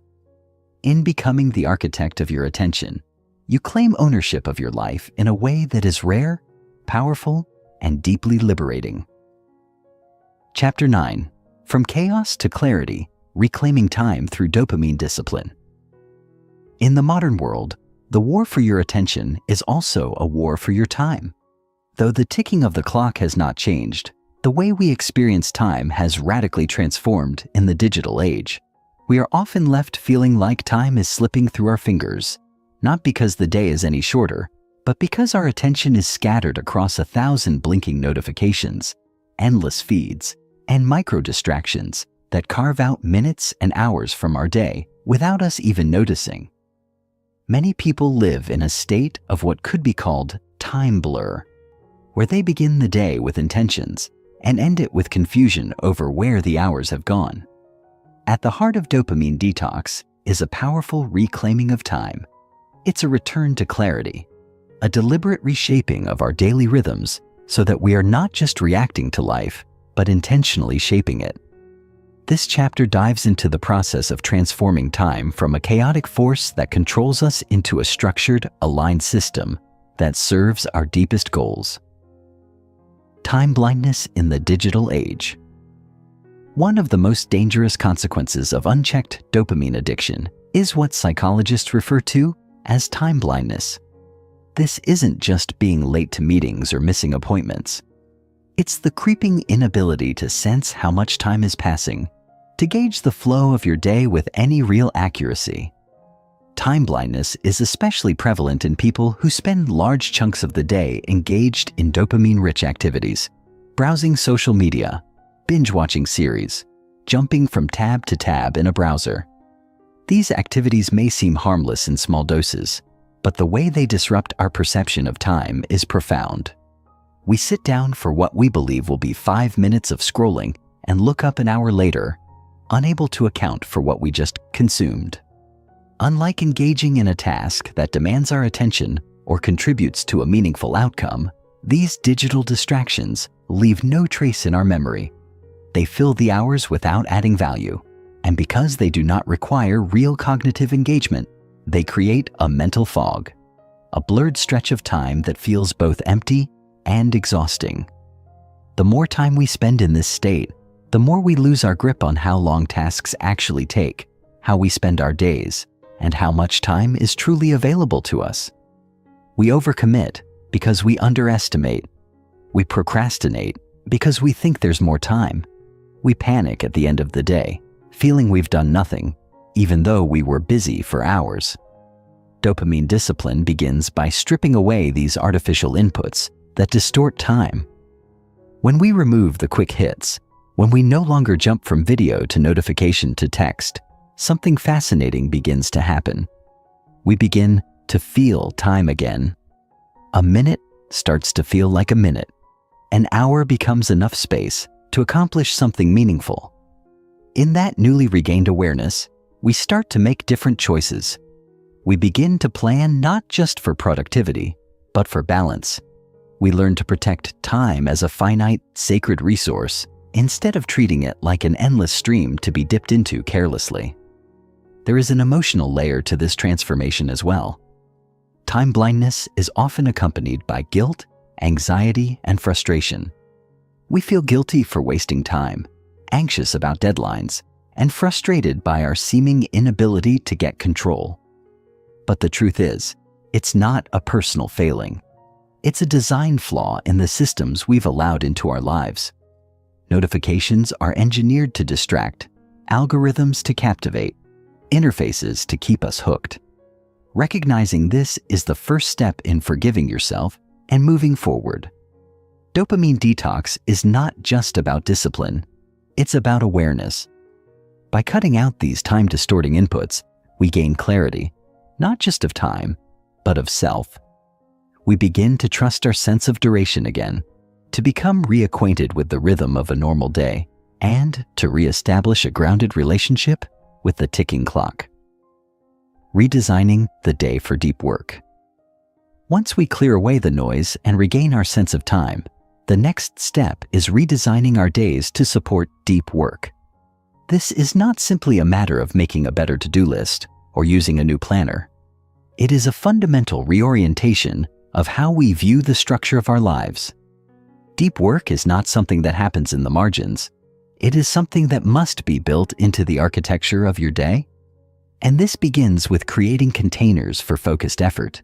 A container is a block of time, a space free from interruption, distraction, or noise that is protected with the same seriousness as a meeting or a doctor's appointment. When you begin building containers, you are no longer leaving your most important work to chance. You are asserting that focus is a priority, not a luxury. These containers are most powerful when they are consistent. The brain thrives on routine. If you focus deeply for the first 2 hours every morning, your mind begins to expect that rhythm. You enter those hours with less resistance and greater clarity. Dopamine detox accelerates this process by eliminating the competing rewards that would otherwise fragment your attention. Without the temptation of quick dopamine hits, your brain learns to settle into the more subtle but far more rewarding flow state that deep work provides. Over time, this becomes a virtuous cycle. The more you engage in focused work, the easier it becomes. The easier it becomes, the more you trust yourself to enter it. The more you trust yourself, the more your confidence grows. This is how high-performing creatives, thinkers, and entrepreneurs build extraordinary bodies of work, not through frantic multitasking, but through repeated, focused engagement within well-designed containers. Equally important in this redesign is the management of transitions. Much of our cognitive energy is lost in the space between tasks when we move from one context to another without clear boundaries or rituals. By creating clear beginnings and endings to our deep work blocks, we reduce mental friction and conserve willpower. For instance, beginning a focus session with a short walk, a breath exercise, or a consistent sound cue, like a specific playlist or soundscape, trains the mind to shift gears more smoothly.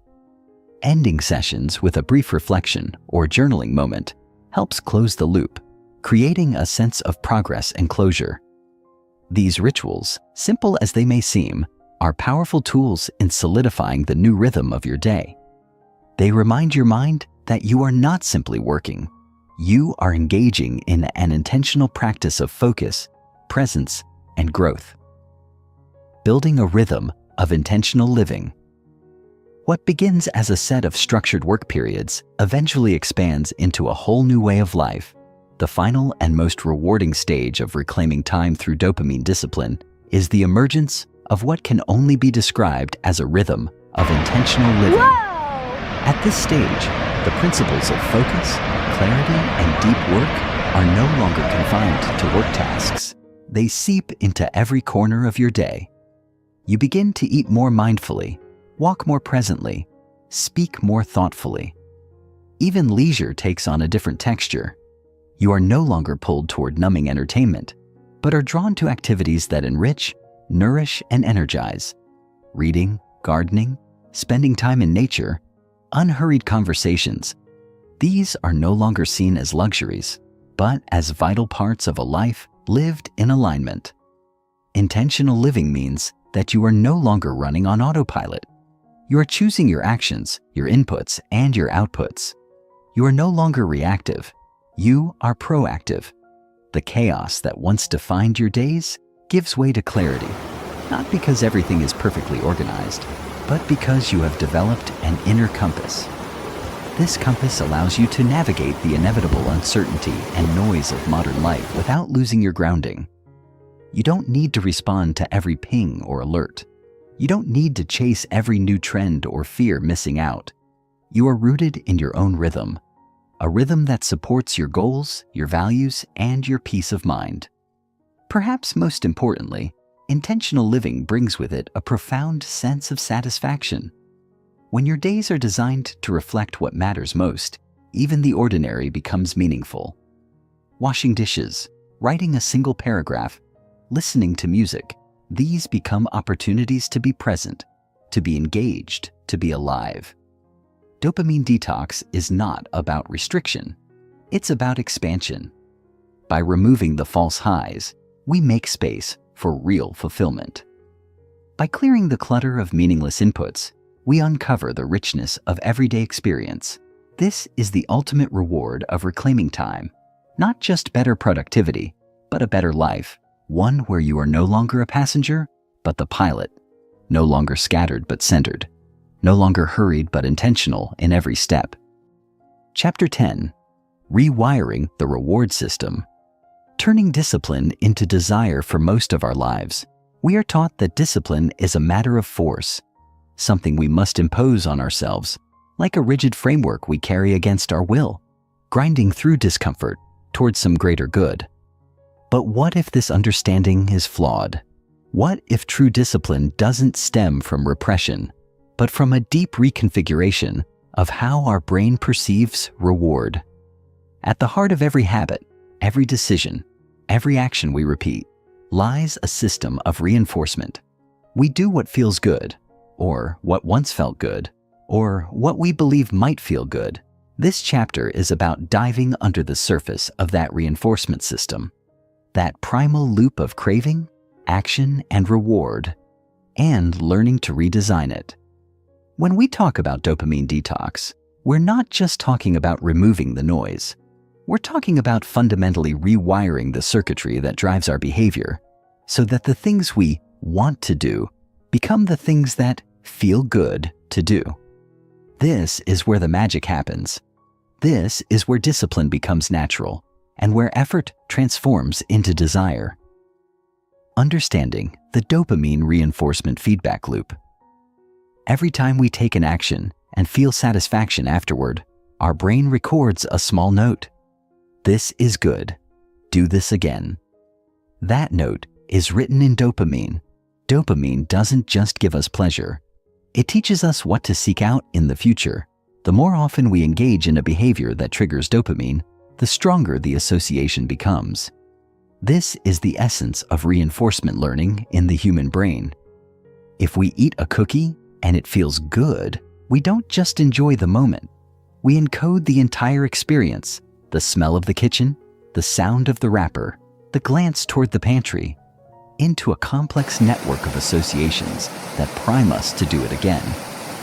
The brain becomes a master of efficiency, constantly scanning for opportunities to repeat those experiences. The problem in the modern world is not that this system is broken. It's that it's been hijacked. We live in an environment saturated with supernormal stimuli, hyperpalatable foods, endless novelty online, constant notifications that artificially inflate the dopamine response. These high-intensity signals outcompete the quieter, more meaningful ones. Reading a book, finishing a task, exercising, all of these are profoundly satisfying in the long term, but produce far less immediate dopamine. Over time, our reward system becomes biased toward the shallow, the easy, the instant. We lose the ability to sit with effort, to crave things that require patience. This is where the detox begins to matter most, not because we're trying to suffer, but because we need to recalibrate. Imagine a world where you walk past your phone and feel no pull to check it, where you sit down to write and your brain responds with curiosity rather than dread, where exercise feels not like punishment, but like relief. This is possible, but only when we take control of the feedback loop. To do this, we must first break the chain of automatic reinforcement. That means removing or heavily reducing the activities that produce quick dopamine without deep value. Social media, binge watching, compulsive snacking. These are the false signals we must starve. But this is only the first step. The second, more powerful step is to start layering dopamine onto the behaviors we want to reinforce. After a deep work session, we reflect, we celebrate, we take note of how focused we felt. After a workout, we bask in the post-movement high. We turn attention toward the reward that's already there, making it louder in the mind. The more we notice it, the more the brain encodes that loop. Over time, the association grows. Craving begins to attach itself to meaningful work. This is not forced. This is biological learning, directed intentionally. Transmuting cravings into constructive habits. If cravings are patterns etched into our neural pathways, then they can be rewritten. The process of transmutation, of turning destructive desires into constructive ones, is not one of suppression, but of redirection. A craving is energy. It is the body and mind preparing for action. What we often do is misdirect that energy toward the easiest outlet available. When we feel restless, we reach for our phones. When we're stressed, we open a tab and scroll. But what if that same signal, the restlessness, the tension, could be rerouted toward a behavior that aligns with our goals? The key here is not to fight the craving, but to attach it to a different loop. This is where intentional substitution becomes a superpower. We choose a high-quality alternative that is accessible, rewarding, and beneficial, and we pair it consistently with the moment of craving. Over time, the brain reassigns the craving. The pull to scroll becomes the pull to journal. The urge to snack becomes the urge to walk. The itch for stimulation becomes a moment to breathe, reset, and re-engage. Of course, this doesn't happen overnight. The brain needs repetition, consistency, and a clear feedback loop. This is why habit stacking works so well. By attaching a desired behavior to a pre-existing cue, we piggyback on established neural routines. Let's say your default response to boredom is checking your phone. Instead of eliminating that moment entirely, you insert a new behavior. When you notice the urge, you stand up, stretch, and take 3 breaths. At first, this feels small, even silly, but the power is in the pattern. You're teaching your brain, when this feeling arises, this is what we do. Over weeks and months, that new loop begins to take hold. The craving doesn't go away. It evolves. It matures. What you're doing, in essence, is alchemy. Taking the raw energy of desire and refining it into something that builds you rather than breaks you. We often underestimate how quickly these shifts can happen once the brain is no longer flooded with cheap stimuli. Within days of a true dopamine detox, people report noticing pleasures they had forgotten. The crispness of air in the morning, the satisfaction of finishing a task, the way silence feels like a warm space rather than a void to be filled. These are not new pleasures. They are ancient ones, always available, but drowned out. As the mind quiets, it begins to crave depth. The superficial loses its shine. The profound becomes magnetic. This is the tipping point where craving becomes a tool rather than a trap, where discipline flows not from effort, but from desire aligned with values. Sustaining motivation through identity and emotion. The final stage in rewiring the reward system is anchoring it not just in behavior, but in identity. Habits that stick are not just things we do. They are expressions of who we believe we are. If you see yourself as someone who writes, then writing is not a task to be completed. It's part of how you engage with the world. If you see yourself as disciplined, then the act of choosing focus over distraction becomes congruent with your self-image. Identity is the deepest layer of habit formation, and it is shaped not just by repetition, but by emotion. Every time we follow through on a hard task and then reflect with pride or gratitude, we carve that identity a little deeper. We don't just remember the task. We remember how we felt about doing it. That emotional imprint becomes the glue that makes the habit stick. This is why reflection is so crucial in the detox process. It's not enough to avoid distractions. We must also celebrate alignment. We must reinforce not just behavior, but self-concept. Sustaining motivation then becomes less about pushing ourselves and more about nourishing the connection between who we are and what we do. This is where journaling, community, and storytelling come into play. When we write about our wins, however small, we're teaching the brain, this is who I am becoming. When we share our journey with others, we amplify the feedback loop. When we tell ourselves a coherent story of growth, I used to be distracted, now I am focused, we strengthen the neural path of change. Identity is a story told in action. Each choice is a sentence. Each habit is a paragraph. Over time, the story becomes so strong that falling out of alignment feels uncomfortable, not because of guilt, but because it no longer matches who we are. This is sustainable motivation, not effortful, not fragile, but rooted in a sense of self that craves integrity. There's also an emotional shift that comes with this new way of living. Whereas before, we may have sought stimulation to escape discomfort, we now begin to welcome challenge as an opportunity for growth.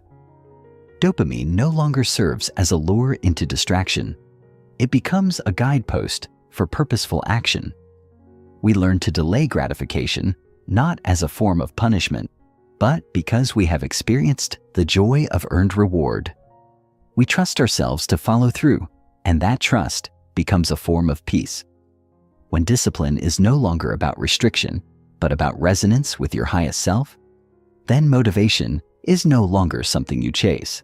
It is something that rises naturally, day after day, like breath. Chapter 11.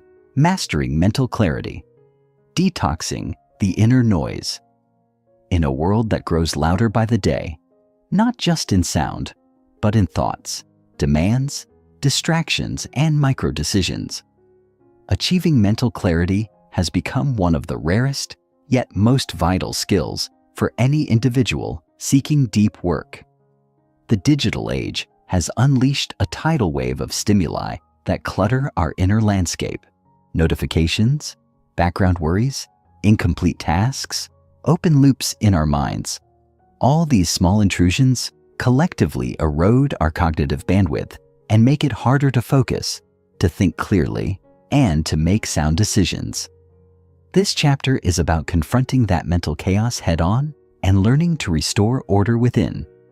Mental clarity is not a passive experience. It is cultivated. It requires conscious detoxification of the noise we've come to accept as normal.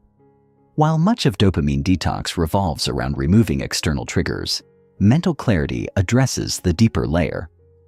What happens in our internal world when we disconnect? It's about creating space, not just silence, and training the mind to return to the present moment with strength and intention. When we learn to clear mental clutter, we become capable of thinking in straight lines rather than spirals.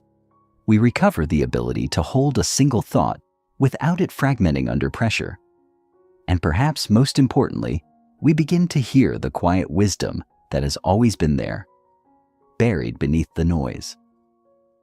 Recognizing cognitive clutter and its sources. To master mental clarity, we must first understand what is clouding our minds in the first place. The modern brain is constantly juggling an overwhelming number of incomplete thoughts and unresolved fragments. We call these open loops. Any task or commitment we've thought about, but haven't yet completed, closed, or clarified. The moment we remember we need to reply to an email, call someone back, finish a report, pick up groceries, or check on a friend, our brain lights up with urgency. But if these tasks remain unaddressed or unmanaged, they linger in the background like tabs open on a computer. We may not consciously dwell on them every moment, but they drain processing power all the same.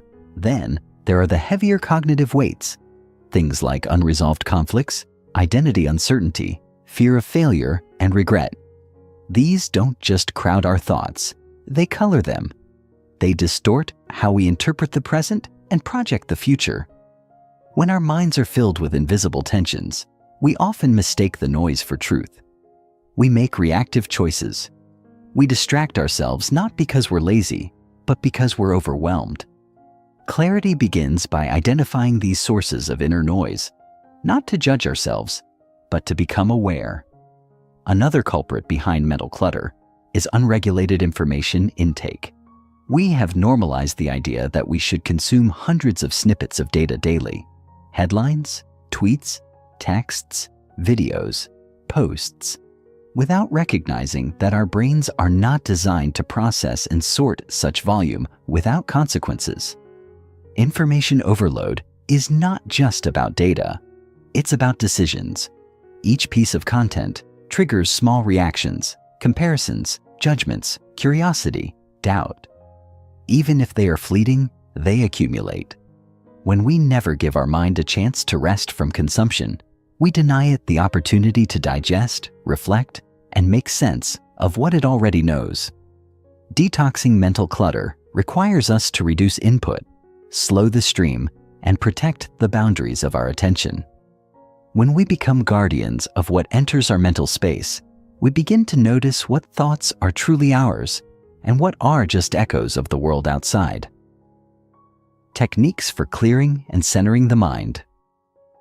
Once we understand what clutters the mind, the next step is to intentionally clear space.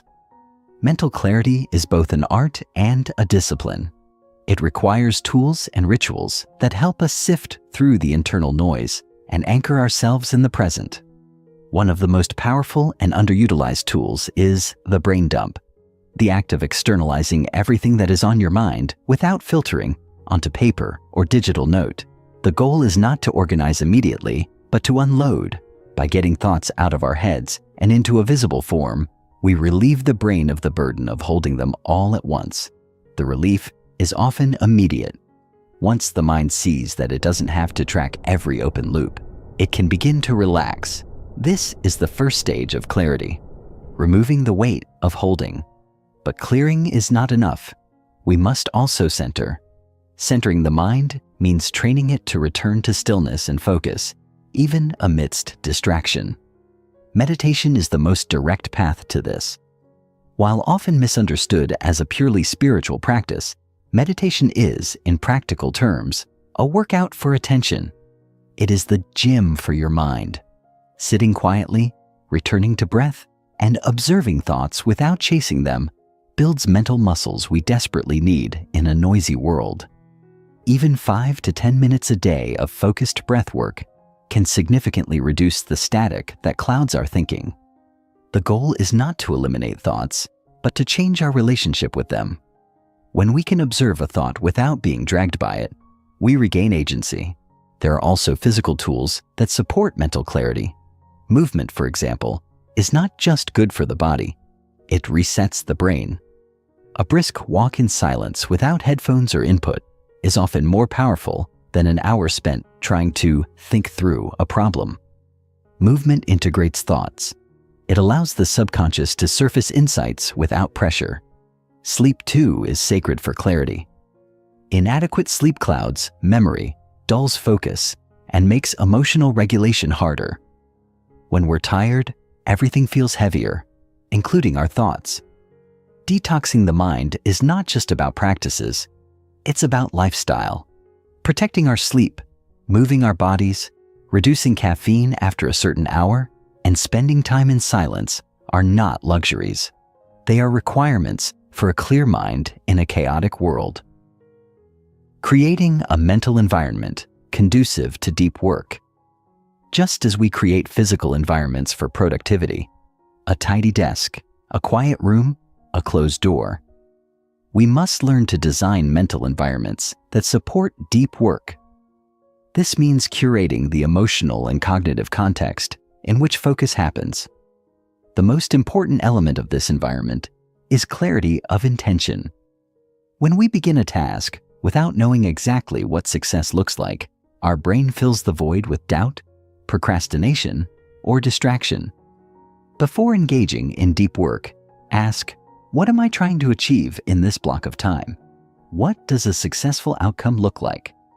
This mental priming activates the prefrontal cortex, the area responsible for goal-directed behavior, and gives the mind a target to lock onto.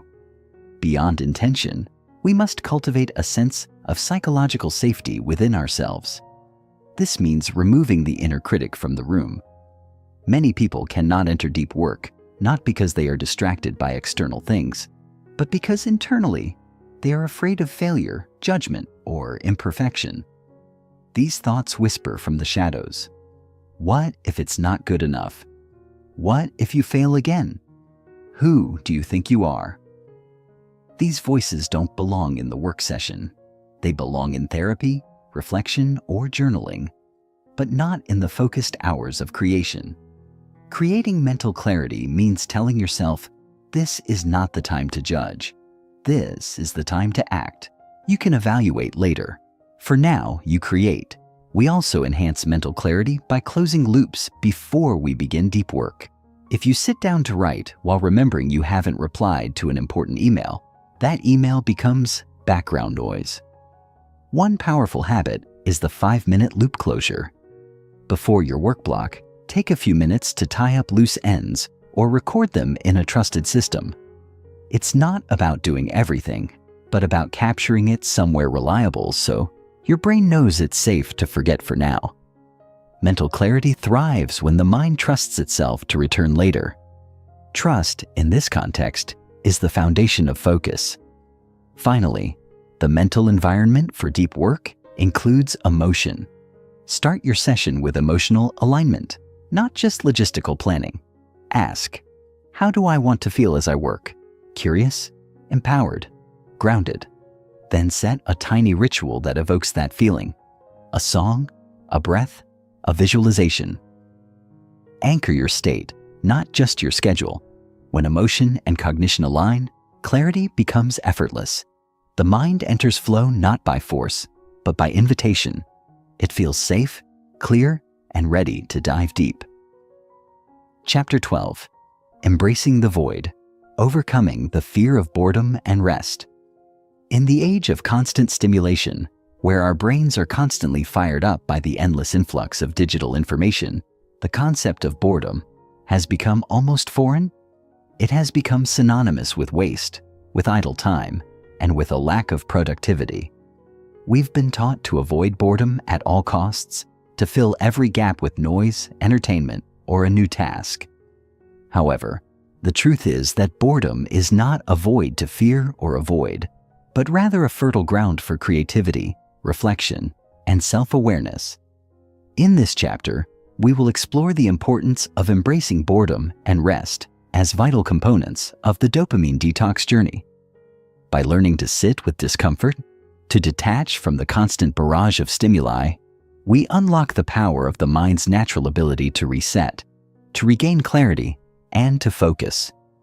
Boredom is not an enemy, it is a teacher. It is in the absence of external distractions that we find the deepest well of our creativity, our purpose, and our connection to the present moment. When we step into the void and face the discomfort of boredom, we allow our mind to clear the clutter, our body to rest, and our spirit to recalibrate. It is in this space of stillness that our highest potential is realized, the neuroscience of boredom, a gateway to creativity. At first glance, boredom may seem like a sign of something wrong, a lack of engagement, a signal that we are not doing enough or not achieving enough. It is often dismissed as a negative feeling, something that arises when we are not being constantly entertained or stimulated. Yet, recent research in neuroscience suggests that boredom is a natural state of the brain, one that is actually essential for its long-term health and creativity. The brain is wired to crave novelty and stimulation, and when these are absent, we experience a feeling of emptiness, a desire for something to fill the gap. However, this empty space is not just a void, it is a moment of potential. When we allow ourselves to be bored, we create the conditions for our minds to wander, to daydream, and to explore ideas that we would never otherwise consider. This is the beginning of creative insight. Studies have shown that when we disengage from active tasks and allow our minds to rest, the brain enters a unique state of restfulness that promotes creative thinking and problem solving. This is known as the default mode network, a network of brain regions that becomes active when we are not focused on external tasks. When we step away from constant stimulation and embrace boredom, we activate this network, which allows our brains to process information in novel ways and make connections that were previously unnoticed. In other words, boredom is not a waste of time. It is a necessary precursor to creativity.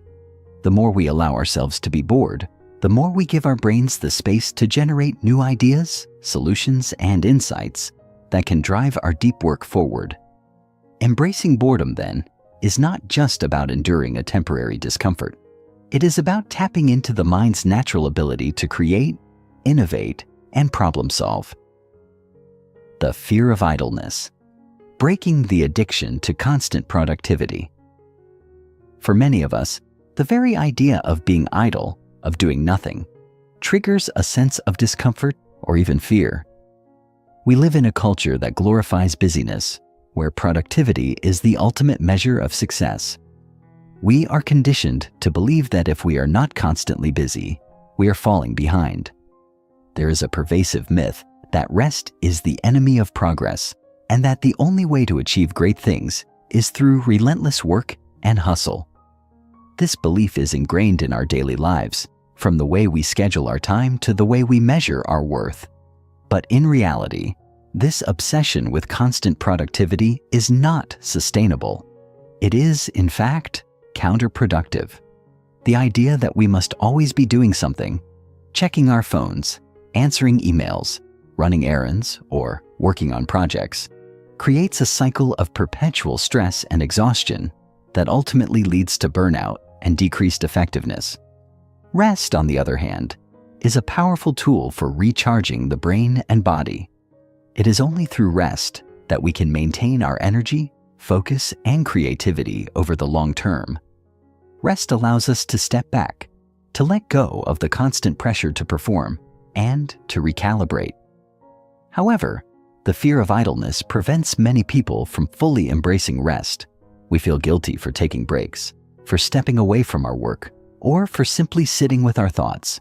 We are afraid that if we stop moving, we will lose momentum, fall behind, or miss out on opportunities. But this fear is rooted in a false belief. The truth is that rest is not the enemy of productivity. It is its foundation. Without rest, we cannot function at our highest capacity. Our brains need downtime to process information, consolidate memories, and make new connections. It is in the moments of stillness and inactivity that we give our minds the space to recharge and reset, allowing us to return to our work with greater focus, clarity, and creativity. The key is to break free from the addiction to constant productivity and embrace the power of idleness as a necessary and rejuvenating part of the deep work process. Rest and recovery, the pillars of sustainable deep work. Rest is not a luxury. It is a necessity. In the pursuit of deep work, it is easy to become consumed by the idea that the more we work, the more we accomplish. However, this mindset is unsustainable in the long run. Deep work requires sustained focus, energy, and creativity, all of which are fueled by adequate rest and recovery. The process of deep work is not a sprint. It is a marathon. In order to perform at our best, we still have to give our bodies and minds the time they need to rest and recover. This includes not only physical rest, but mental and emotional recovery as well. Mental fatigue is just as real as physical fatigue, and it can only be alleviated through periods of rest and relaxation. One of the most effective ways to ensure we are properly rested is to incorporate regular breaks into our work routine. This can be as simple as taking a short walk every hour, practicing mindfulness or meditation, or engaging in a hobby that brings us joy. These breaks allow us to recharge and reset so that when we return to our work, we are able to do so with renewed energy and focus. In addition to regular breaks, it is important to prioritize sleep as a key component of rest and recovery. Sleep is the body's natural recovery process, and it plays a critical role in brain function, memory consolidation, and emotional regulation. Without adequate sleep, our cognitive performance and decision-making abilities are significantly impaired. Prioritizing sleep is not just about getting enough hours of rest. It is about creating a sleep environment that supports deep, restorative sleep. This means minimizing distractions, reducing screen time before bed, and establishing a consistent sleep schedule. Another crucial aspect of recovery is mental recovery. This involves giving ourselves permission to disconnect from work and to engage in activities that allow our minds to relax and recharge. This can include reading, spending time in nature, or simply sitting quietly and reflecting. The key is to give ourselves permission to rest without guilt or anxiety, knowing that it is an essential part of the deep work process. Just as our bodies require sleep to function properly, our minds require rest to maintain clarity, creativity, and focus.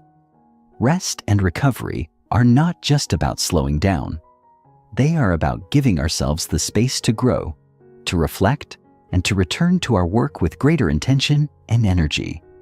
By embracing rest as a vital component of deep work, we can sustain our focus, creativity, and productivity for the long haul. Chapter 13. The Power of Intentional Focus, Cultivating Deep Work in a Distracted World. In today's world, distraction is everywhere. The constant pull of notifications, The lure of social media, the demands of emails, and the overwhelming amount of information we are exposed to daily create a perpetual state of fragmentation in our attention. We have become so accustomed to multitasking that we often forget what it feels like to focus deeply on a single task for an extended period. But it is in this deep focus, this immersion in a task without distraction, that the true power of human potential is realized. In this chapter, we will explore the transformative impact of intentional focus, the cultivation of deep work, and how you can reclaim your attention to achieve peak performance. Deep work is not merely about working hard. It's about working with intention, clarity, and purpose. It is the ability to resist distractions, to prioritize what truly matters, and to immerse yourself fully in the task at hand. When we enter a state of deep work, we are not just completing tasks. We are engaging in a profound cognitive process that allows us to reach the pinnacle of our abilities. This ability to focus with intent is what separates the exceptional from the ordinary, and it is what allows us to make significant strides in our personal and professional lives. The challenge, however, is that we live in a world that is designed to fragment our attention at every turn. Social media, constant notifications, and the pressure to do more in less time create an environment where deep focus is increasingly difficult to achieve. But the good news is that intentional focus is a skill that can be cultivated. With the right strategies and practices, we can train our brains to focus more deeply, for longer periods of time, and with greater clarity. This chapter will provide you with the tools and insights needed to reclaim your attention, cultivate a mindset of deep work, and achieve extraordinary results in an increasingly distracted world. The science of attention. How focus shapes our reality. At the heart of deep work lies the concept of attention. Attention is the gateway through which all information, all experiences, and all actions pass. The quality of our attention directly determines the quality of our work, our relationships, and our lives. Yet, attention is a finite resource, one that is easily depleted in a world full of distractions. Understanding the science of attention is crucial to cultivating the ability to focus deeply. Research in neuroscience has shown that the brain has a limited capacity for attention. When we are constantly bombarded by distractions, whether they are external, like phone notifications or background noise, or internal, such as racing thoughts or anxiety, our attention becomes fragmented and less effective. The more we split our attention between multiple tasks, the less cognitive resources we have available for each individual task. This is why multitasking, despite its appeal, is counterproductive. Studies have shown that multitasking reduces efficiency and impairs the quality of work. Our brains simply cannot focus on two complex tasks at the same time. Instead, when we attempt to multitask, we are switching back and forth between tasks, which increases the cognitive load and reduces the overall quality of our work. On the other hand, when we give our full attention to a single task, we tap into the brain's capacity for deep focus, allowing us to perform at our highest level. This state of focused attention is what allows us to achieve peak performance and enter a state of flow where time seems to disappear and we are fully immersed in the task at hand. But achieving this state requires intentional effort. It requires the ability to block out distractions, to resist the urge to check your phone or jump between tasks, and to commit fully to the present moment. The more we practice focused attention, the stronger our ability to concentrate becomes, and the more we can achieve in less time. The practice of deep work. How to cultivate uninterrupted focus. Deep work is not something that happens by accident. It is a deliberate practice, one that requires time, intention, and discipline. The first step in cultivating deep work is creating the right environment, one that minimizes distractions and supports sustained focus. This means setting aside a specific time and space for deep work, free from the interruptions of emails, phone calls, and social media. The more you can remove external distractions, the easier it becomes to enter a state of deep focus. In addition to managing external distractions, it is important to address internal distractions, the thoughts and worries that constantly pull our attention away from the task at hand. One of the most effective strategies for doing this is mindfulness. By practicing mindfulness meditation, you can train your brain to become more aware of your thoughts and feelings, allowing you to notice when your attention has wandered and gently guide it back to the present moment. This practice of mindfulness is not just about relaxation. It is about cultivating the ability to direct your attention with precision and clarity. Another key element of deep work is setting clear, specific goals for each session. When you have a clear sense of what you want to achieve, it is much easier to stay focused and resist the urge to check your phone or get distracted by irrelevant tasks. By breaking down larger projects into smaller, manageable tasks, you create a sense of structure and direction that keeps you on track. This approach also helps to reduce the feeling of overwhelm that can often arise when faced with a large, complex project. When you focus on one small task at a time, you create momentum and make steady progress toward your larger goal. The practice of deep work is not something that can be mastered overnight. It takes time, patience, and consistent effort. But as you continue to practice, you will find that your ability to focus deepens and your capacity for producing high-quality work increases. The key is to stay committed to the process, even when it feels challenging or uncomfortable. By embracing the practice of deep work, you set yourself on a path to achieving your fullest potential, both personally and professionally. Overcoming distractions. Strategies for maintaining focus in a noisy world. One of the greatest challenges to deep work is the constant barrage of distractions that we face every day. Whether it's the temptation to check social media, the ping of a new email, or the pressure of a deadline, distractions are a constant presence in our lives. But while it may seem impossible to eliminate distractions entirely, there are strategies you can use to minimize their impact and maintain focus. The first step is to recognize the sources of distraction in your environment and take proactive steps to reduce or eliminate them. This might mean turning off notifications on your phone, closing unnecessary browser tabs, or using apps that block distracting websites during deep work sessions. Creating a physical space that is conducive to deep work is also essential. This might involve setting up a designated workspace that is free from clutter, noise, or other distractions. By creating a space that is dedicated solely to focused work, you signal to your brain that this is a time for concentration, not for distractions. In addition to managing external distractions, it is important to address internal distractions as well. This includes dealing with the mental chatter that often arises during deep work sessions. One effective technique for managing these internal distractions is the 2-minute rule.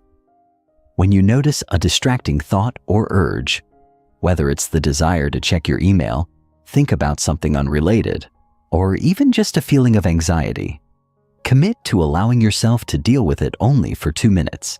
Set a timer and allow yourself to engage with the thought or distraction for that brief period. Once the timer goes off, return to your work. This technique helps to reduce the power that distractions have over you, while also giving you a brief moment to acknowledge and release them.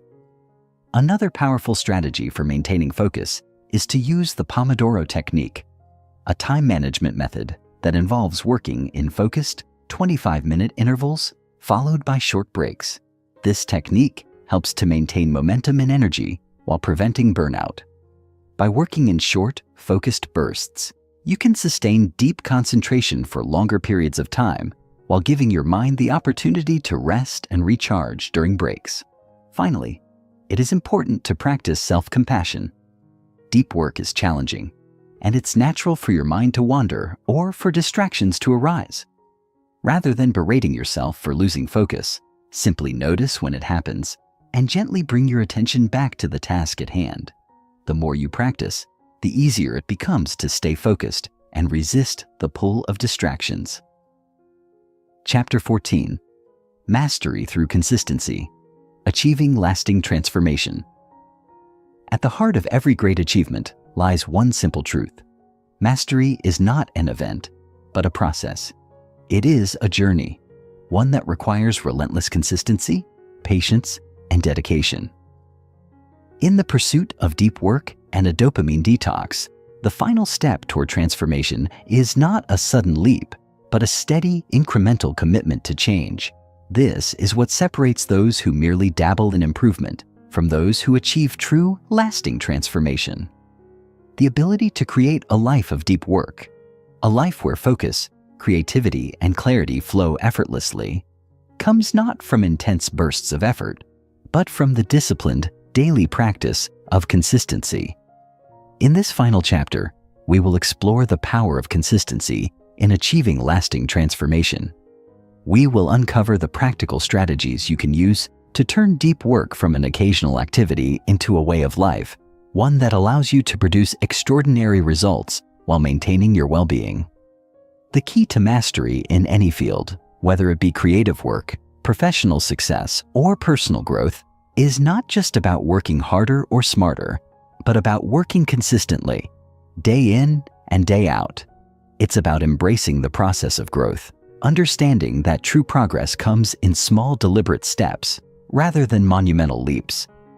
And as you make consistency your guiding principle, you will find that the results of deep work are not only sustainable, but cumulative, building over time into something greater than the sum of its parts. The challenge lies in making this transformation permanent, in turning the insights, skills, and habits gained through your dopamine detox into a lifelong practice that becomes an integral part of your identity.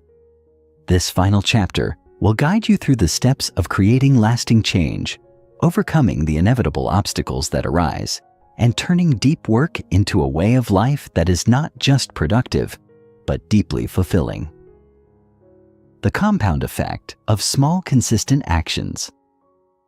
In our fast-paced world, where we are constantly searching for quick fixes and immediate results, it can be easy to overlook the power of small, consistent actions. We are conditioned to expect rapid transformations, to seek the shortcut to success. But the truth is that the most significant and lasting results come not from grand gestures, but from the steady accumulation of small, purposeful actions taken consistently over time. This is the compound effect, the idea that small efforts, repeated consistently, lead to exponential results. In the context of deep work, this means showing up every day, even when you don't feel like it, and making the decision to focus your attention on what matters most. It means committing to the process, not just the outcome, and trusting that every small action is contributing to your larger goals. The compound effect works on a psychological level as well. When we commit to small, consistent actions, we build momentum. This momentum creates a positive feedback loop where each success, no matter how small, reinforces our belief in our ability to succeed. This is a crucial part of developing a deep work habit. The more you practice focused work, the easier it becomes to enter a state of deep concentration. Over time, the practice becomes less of a struggle and more of a natural rhythm. But this transformation doesn't happen overnight. It requires commitment and the willingness to endure moments of doubt and frustration. However, as you continue to show up each day and engage in deep work, you will begin to notice the compound effect taking shape in your life. The results will become undeniable, not only in terms of your output, but in your level of focus, creativity, and overall well-being. The key is to be patient with the process, to trust that every small effort is leading you closer to mastery. Consistency is not about perfection. It is about persistence. By embracing the compound effect of small actions, you will see that the most profound transformations happen gradually, with each small step building on the last. Over time, these small efforts will accumulate into something truly remarkable. Turning deep work into a habit. The power of rituals and routines. The power of consistency in deep work lies not just in sporadic bursts of effort, but in the creation of rituals and routines that make deep work a natural part of your daily life. Habits and routines are the scaffolding that support consistent action, and by turning deep work into a habit, you ensure that it becomes an integral part of your day, regardless of external circumstances. Creating a ritual around deep work allows you to establish a predictable structure that primes your mind for focus and concentration. The first step in creating a deep work habit is to identify a specific time and space for your work. This could mean setting aside the first hour of your day, or carving out a few hours in the evening when you are least likely to be interrupted. By making deep work a non-negotiable part of your schedule, you create a sense of structure that signals to your brain that it is time to focus. But beyond scheduling, the key to turning deep work into a habit is to create a ritual around it. Rituals are the small, deliberate actions that signal the start of focused work. These could include a specific pre-work routine, such as making a cup of tea, taking a few minutes to meditate, or reviewing your goals for the day. These rituals serve as a mental trigger that tells your brain it is time to shift into deep work mode. Over time, these rituals become ingrained in your routine, making it easier to slip into a state of deep focus without resistance. Another key element of building a deep work habit is setting clear, achievable goals. The more specific and measurable your goals are, the easier it is to stay motivated and focused. This means breaking down larger projects into smaller, actionable tasks and celebrating small wins along the way. By tracking your progress, you create a sense of accomplishment that reinforces the habit and builds momentum. But perhaps the most important aspect of making deep work a habit is consistency. It's easy to commit to deep work for a day, a week, or even a month, but the real challenge is in making it a permanent part of your life. This requires showing up every day, even when it feels difficult, or when you would rather do something else. The more consistently you engage in deep work, the more natural it becomes. Eventually, the act of focusing becomes effortless, and the benefits of deep work, heightened creativity, greater productivity, and a deeper sense of fulfillment, become woven into the fabric of your daily life. By turning deep work into a habit, you ensure that it becomes a sustainable long-term practice that propels you toward your highest potential. Overcoming setbacks, building resilience, and staying committed. The path to mastery is not a straight line. It is full of setbacks, obstacles, and moments of doubt. There will be days when your focus feels elusive, when distractions seem insurmountable, or when you feel like giving up. These moments are inevitable, but they do not define your journey. What matters is not the setbacks themselves, but how you respond to them. Resilience is the key to maintaining consistency in the face of challenges. When you encounter obstacles, it's important to view them as opportunities for growth rather than as signs of failure. Resilience is about accepting the inevitable ups and downs of life and staying committed to your goal despite them. One of the most powerful tools for building resilience is self-compassion. Instead of beating yourself up when things don't go as planned, treat yourself with kindness and understanding.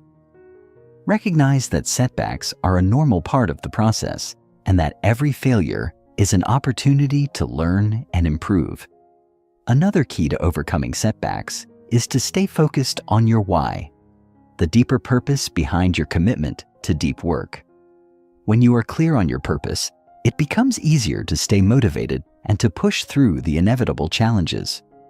Whether your goal is to create a meaningful project, to deepen your relationships, or to achieve professional success, reminding yourself of why you are engaging in deep work will help you stay grounded and focused. Finally, it's important to celebrate progress, no matter how small. Every step forward, every moment of focus, and every breakthrough is a victory that deserves to be acknowledged. By celebrating your progress, you build a sense of momentum and reinforce the habit of deep work. The path to lasting transformation is not without its challenges, but by building resilience, staying connected to your purpose, and celebrating your progress, you can overcome any setback and continue on your journey toward mastery.